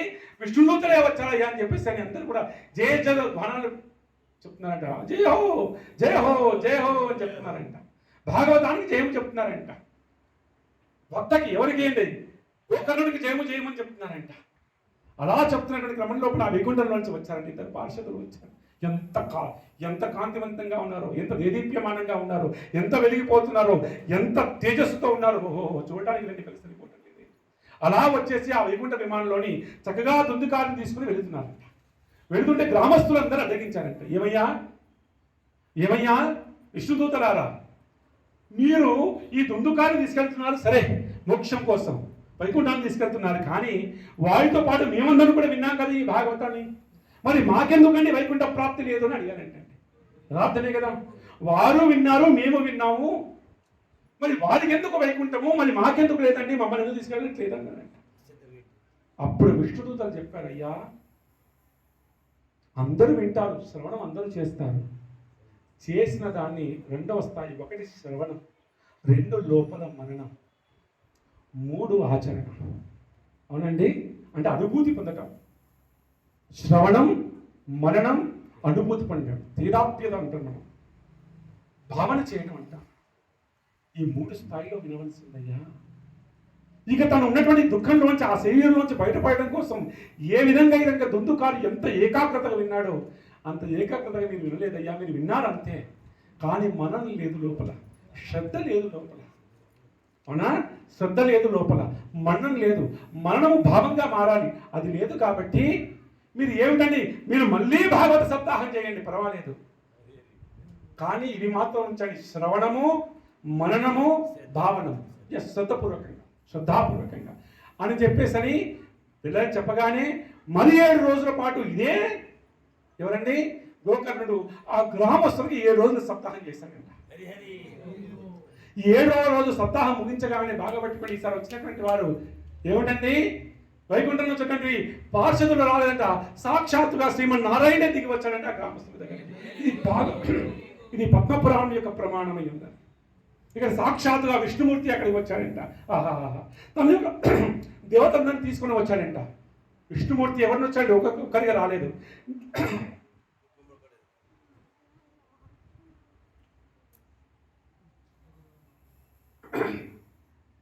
దేవతలను కూడా తీసుకొని వచ్చేసి ఒక్కసారి వైకుంఠ విమానం దిగారంట. ఆహాహా, ఏమిటండి ఆ పాదమస్తకం ఎలా ఉందయ్యా అంటే, అయ్యా ఆ పాదములు సాధారణటువంటి పాదములు కావు, ఏ బ్రహ్మ నిత్యం కూడా ఆ పాదం నర్చిస్తాడు, అవే పాదములు. ఏ గంగ ఆ పాదం సృష్టించిన మాత్రం చేతని పారమైనటువంటి పాపరాశిని తొలగించేటువంటి శక్తి కలిగినటువంటి ఆ పాదములు, దేవతందరూ కూడా అర్చించేటువంటి పాదములు, భక్తులందరూ కూడా అర్చించేటువంటి ఆ పాదములు చూశాడు. ఆహాహా, ఎంత అద్భుతంగా దివ్యమైనటువంటి తేజస్సున్నది. అతని నడుము ఎలా ఉంటుంది ఎప్పుడు చెప్తుంటాను నేను, ఈ 2 చేతుల్లోకి పట్టుకుంటే ఒదిగిపోయిన సన్న నడుముంటుందంట నారాయణుడిది. అంత సన్నగా ఉంటుందంట ఆ నడుము. విశాలమైనటువంటి వక్షస్థలం ఉంది. ఆ వక్షస్థలం ముందు ఏమిటి వైజయంతి మాల ఉంది. ఆ వైజయంతి మాలకి పైగా కౌస్తుభమణి ఉంది. కంఠంలో చక్కటి మాల ఉంది, చక్కని కర్ణకుండములు ఉన్నాయి, చక్కటి కిరీటం ధారణ చేసి ఉన్నాడు, గుంగురుగా వెంట్రికలు ఉన్నాయి. ఏమి ధారణ చేస్తున్నాడు, వస్త్రములు పీతాంబరం ధారణ చేసి ఉన్నాడు. యజ్ఞోపవీతాన్ని ధారణ చేసినటువంటి ఆ శ్రీమన్నారాయణుడి దేవతలందరినీ తీసుకుని వచ్చేసి ఆ గ్రామానికి వచ్చి ఉన్నాడంట. వచ్చి ఆ దేవతలందరినీ కూడా తిరిగి వైకుంఠానికి తీసుకెళ్ళిపోయారంట అని చెబుతూ పద్మపురాణంలో ఒక విషయం చెప్పారు. ఏ విధంగా అయితే కనుక రాముల వారు అయోధ్య వాసులందరినీ కూడా ఏమిటి సాఖ్యం అంటే పైన ఉన్నటువంటి ఆ యొక్క అయోధ్యకు తీసుకెళ్లారు, అదేవిధంగా విష్ణుమూర్తి గ్రామస్తులందరినీ కూడా వైకుంఠానికి తీసుకెళ్లారు అని చెప్పారు అనమాట. ఓహో, ఇంతటి మహత్యాన్ని చెప్పి ఈ కథ ఎవరు చెప్పారండి? ఈ కథను ఎవరు చెప్పారు? ఎస్, బ్రహ్మ కుమారుడు సనత్ కుమారులు ఎవరు చెప్పారండి? నారద మహర్షులు ఎవరు చెప్పారంట. ఓహో, ఇది చెప్పగానే ఓహో మహాద్భుతం, ఇంత మహత్యమా భాగవతాన్ని అని వెంటనే ఏర్పాటు చేశాడు భాగవత సప్తాహానికి. ఇక ఎందుకు చేశాడు ఈ కథ, ఎందుకు చెప్పాడు? సప్తాహం ఇక్కడ జరిగిందని చెప్పాడు, అవునా? ఆ సప్తాహం గురించి చెప్పగానే ఈయన సప్తాహాన్ని ఏర్పాటు చేశాడు నారదుని గారు. చేసి అక్కడికి ఎవరిని పిలిచారండి? భక్తిదేవిని పిలిచారు. ఎవరండి? ఇప్పుడు మన మూల కథ ఎక్కడ ఉందండి? భక్తిదేవి దగ్గర కదా. భక్తిదేవి జ్ఞాన వైరాగ్యం ఇద్దరిని కూడా అక్కడ పిలిచారు. అక్కడ వారికి స్థానంలో ఏర్పాటు చేశారు. ఇక్కడికి వచ్చిన వారందరూ ఋషులందరూ వచ్చారంట, దేవతలందరూ వచ్చారంట. ఇప్పుడు ఋషులందరూ వచ్చారు, దేవతలందరూ వచ్చారు. అయ్యా అందరూ ఈ భూలోకం వాళ్ళ లోకాలు వదిలిపెట్టి వచ్చారండి ఈ భాగవతం కోసం. బాగా అద్భుతంగా చెప్పండి అయ్యా. ఇక్కడికి బాగా పట్టుకోండి అయ్యా. ఈ సప్తాహం నుండి మొత్తం సాక్షాత్తుగా నారాయణ దిగి వచ్చాడంట. నారాయణ యొక్క భక్తులందరూ వచ్చారంట. ఎవరెవరు? బలి మహారాజు వచ్చాడంట. ఓహో, అర్జునుడు వచ్చి ఉన్నాడంట. ఆహాహా, అద్భుతం. ప్రహ్లాద్ వారు వచ్చారంట, అర్జునుడు వచ్చాడంట, బలి మహారాజుల వారు వచ్చారంట, ఉద్ధవుడు వచ్చాడంట. ఎన్ని నామధేయాలో ఇక్కడ. ఆహాహా, అద్భుతం. అలా వస్తే వక్త ఎవరండి ఇక్కడ? ఏకైక వక్త ఉన్నాడు. ఇక చెప్పాలి, దేవుడు సాక్షాత్ శ్రీమన్ నారాయణ భాగవత సప్తాహంలో రావడం కోసం వస్తే వక్తలు ఎవరిని పెట్టాలి? ఏ ఒకరికి యోగ్యత ఉందండి ఇప్పుడు వక్త చెప్పడం కోసం. ఎవరండి? సుఖమునీంద్రుల వారు. సుఖ మహర్షిని పిలిపించేసి ఆశ్రమం ఏర్పాటు చేసి భాగవత సప్తాహాన్ని ప్రారంభించారంట. హరే కృష్ణ హరే కృష్ణ కృష్ణ కృష్ణ హరే హరే, హరే రామ హరే రామ. ఓహో, మహాద్భుతంగా భాగవత సప్తాహం అనేటువంటిది పూర్ణమైపోయిందంట. కనుక 7 రోజుల పాటు ఈ భాగవతాన్ని వింటుంటే భగవంతుడు తనకు తానుగా తన కథను తనే వింటూ ఆనందిస్తున్నాడంట. నయనాందకరంగా భగవంతుడే ఆ తేదీప్యతను పొందుతున్నాడంట. భగవంతుడు తన యొక్క తనే వింటూ ఆనందిస్తున్నాడంట. కనుక ఆ యొక్క భాగవత సప్తాహం అంతిమ రోజున మహాద్భుత దివ్యమైనటువంటి సంఘటన జరిగింది. ఏమిటంటే కనుక అర్జునేటువంటి వాళ్ళు చక్కటి రాగానితో చక్కగా గానం చేస్తున్నట్టు హరినామాన్ని అంతిమ రోజున చివరిగా ప్రహ్లాదుల వారు బలిచక్రవర్తి కర్తాళాలు వాయిస్తున్నారంట. హరే కృష్ణ కృష్ణ కృష్ణ హరే హరే, హరే రామ రామ. ఇతర ప్రహ్లాదుల వారు కర్తాధ్వానాలు వహిస్తుంటే కనుక బలిచక్రవర్తి అనేటువంటి వారు కర్తాలు వాయిస్తుంటే కనుక నారదుల వారు వీణని వాయిస్తుంటే కనుక దేవతలందరూ కూడా నాట్యం చేస్తుండగా ఋషులందరూ కూడా భగవంతుని నామాన్ని చెప్తుంటే కనుక అంతటి సంఘటన లోపల ఒక్కసారి వక్తగా ఉన్నటువంటి ఆ సుఖమునింతుల వారు ఒక్కసారి లేచి ఆసనం నుంచి లేచి ఈ ముల్లోకాలు ఉన్నటువంటి జీవులందరికీ కూడా ఒక శాసనాన్ని పెడుతున్నాడు, ఒక ఘోషణ చేస్తున్నాడు. ఏమిటని అనగా, అయ్యా ఈ భాగవత మహాపురాణం ఏదైతే ఉందో ఈ భూలోకానికి ఉన్నటువంటి ఏకైక ధనము ఈ భాగవత మహాపురాణము. ఏమిటి ధనము? భూలోకంలో ఉన్నది ధనము. ఇది స్వర్గలోకంలో లేదు భాగవత మహాపురాణము, ఊర్ధ్వలోకంలో లేదు, ఏ లోకమునందు కూడా ఈ భాగవత మహాపురాణము లేదు. ఇది ఈ భూలోకానికే ఉన్నటువంటి ధనం అని చెప్పి చిట్ట చివర ఇది వైకుంఠంలో కూడా భాగవత ధర్మము భాగవతం అనేటువంటిది లేదయ్యా అని చెప్పి యథార్థం కాదు. ఇది భాగవత మహాపురాణ ప్రమాణం అంటే భాగవత సప్తాహంలో అక్కడ జరగని అర్థం అన్నమాట. అక్కడ లీలా ప్రవేశాలు అవన్నీ కూడా అంటే కనుక ఈ భాగవతం చెప్పడం అనేటువంటిది సప్తాహంగా నిర్వహించడం అనేటువంటిది ఇది భూమండలంలోనే జరిగేటువంటిది. కాబట్టి భాగవతానికి మించినటువంటి శాస్త్రం కానీ జ్ఞానము కానీ భాగవతానికి మించినటువంటి మార్గం కానీ ఈ రాబోయేటువంటి కలియుగంలో ఎవరికి లేదు అని చెప్పేసి ఘోషణ చేయగా మహా అద్భుతంగా అందరూ ఆనందించారంట ఆ యొక్క భాగవత సప్తాహం చివరి సమయంలో. ఇది రెండవసారి జరిగినటువంటి సప్తాహం. ఒకటి గోకర్ణుడు చేసిన సప్తాహం, రెండు నారదుల వారి ఆధ్వర్యంలో చేయబడినటువంటి సప్తాహం. ఇక మూడవ సప్తాహం ఆ తర్వాత 130 సంవత్సరాల తర్వాత జరిగినటువంటి సప్తాహం. చెప్పినటువంటి వారు సుఖమునిందుల వారు, శ్రవణం చేసినటువంటి వారు ఎవరండి? పరీక్షిత్తు మహారాజు. ఇది ఈనాటి యొక్క సప్తాహాన్ని క్రమంలో ఈనాటి మొదటి రోజుని ఇక్కడ నిలిపివేసి తిరిగి రేపు సాయంత్రం 7:30 ఈ భాగవత సప్తాహాన్ని కొనసాగిద్దాం. ఇంతటి మహత్యాన్ని మనం చెప్పుకున్నాం. ఇక రేపు నుంచి అద్భుతమైనటువంటి మన హృదయం లోపల అనంతమైనటువంటి సముద్రంలో లోతు ఎంత చెప్పలేము, మన హృదయం లోపల అంత దుఃఖం దాగి ఉంది కాబట్టి ఆ దుఃఖం అంతా కూడా తొలగిపోయి చిట్ట చివరిగా భగవంతుడికి శరణాగతి చేసేటువంటి రాబోయే 6 రోజులు కూడా చక్కటి వృత్తాంతాలు విందాం. ఇది scientific, it is not just stories. రాబోయే రోజుల్లో ఎంత శాస్త్రీయంగా దీనిలో ఉన్న మూల అర్థాలు ఏమిటో తెలుసుకొని మన జీవితంలోకి అది ఆచరించేటువంటి ప్రయత్నం చేద్దాం. ఒక మాట మాత్రం చెప్పగలను, టన్నుల కొద్ది బరువున్నటువంటి జ్ఞానం ఉన్న ఒక్క గింజంత ఆచరణ ఉంటే సరిపోతుంది అన్నారు. అవునా ప్రభుజీ? టన్నులంతా జ్ఞానం ఉంది నా దగ్గర, ఏంటంటే ఒక టన్ను, కానీ ఆచరణ కించిత్ ఉన్నా సరిపోతుందంట. కాబట్టి భాగవతాన్ని చక్కగా శ్రవణం చేస్తాం, కానీ మనం కూడా మననం చేసి దాని భావన చేసి తిరిగి అనుగ్రహాన్ని పొందేటువంటి ప్రయత్నం చేద్దాం. రాబోయే రోజుల్లో ఈ భాగవత మహాపురాణాన్ని నిర్విఘ్నంగా పూర్ణం చేయడానికి కావాల్సిన శక్తిని, సామర్థ్యాన్ని చెప్పేటువంటి నాకు, వినేటువంటి వీరికి ప్రత్యేకించి ఇక్కడ ఖచ్చితంగా వారి యొక్క బంధము చేత ఇక్కడే నివసించి అదృశ్య రూపంలో ఉన్నటువంటి రాజు ప్రభు గారికి హితం చేసే విధంగా ఈ భాగవత సప్తాహం కొనసాగాలని సమస్తమైనటువంటి దేవతాగణములందరికీ కూడా ప్రార్థన చేస్తూ, గురువులకి, దేవతలకి, సమస్తమైన దేవతలకి అధిపతి అయినటువంటి ఆ శ్రీమన్నారాయణుడికి, ఆ మూల అవతారమైనటువంటి కృష్ణ భగవానుడి చరణాలందు సదా నివేదన చేస్తూ ఈనాటి ఈ యొక్క కార్యక్రమాన్ని ఇప్పుడు ఇక్కడ ముగించి తిరిగి రేపటి రోజున 3వ సప్తాహం ఎలా జరిగింది, అందులో ప్రధానమైనటువంటి అంశాలు ఏమిటో రేపటి నుంచి మనం తెలుసుకునేటువంటి ప్రయత్నం చేద్దాం.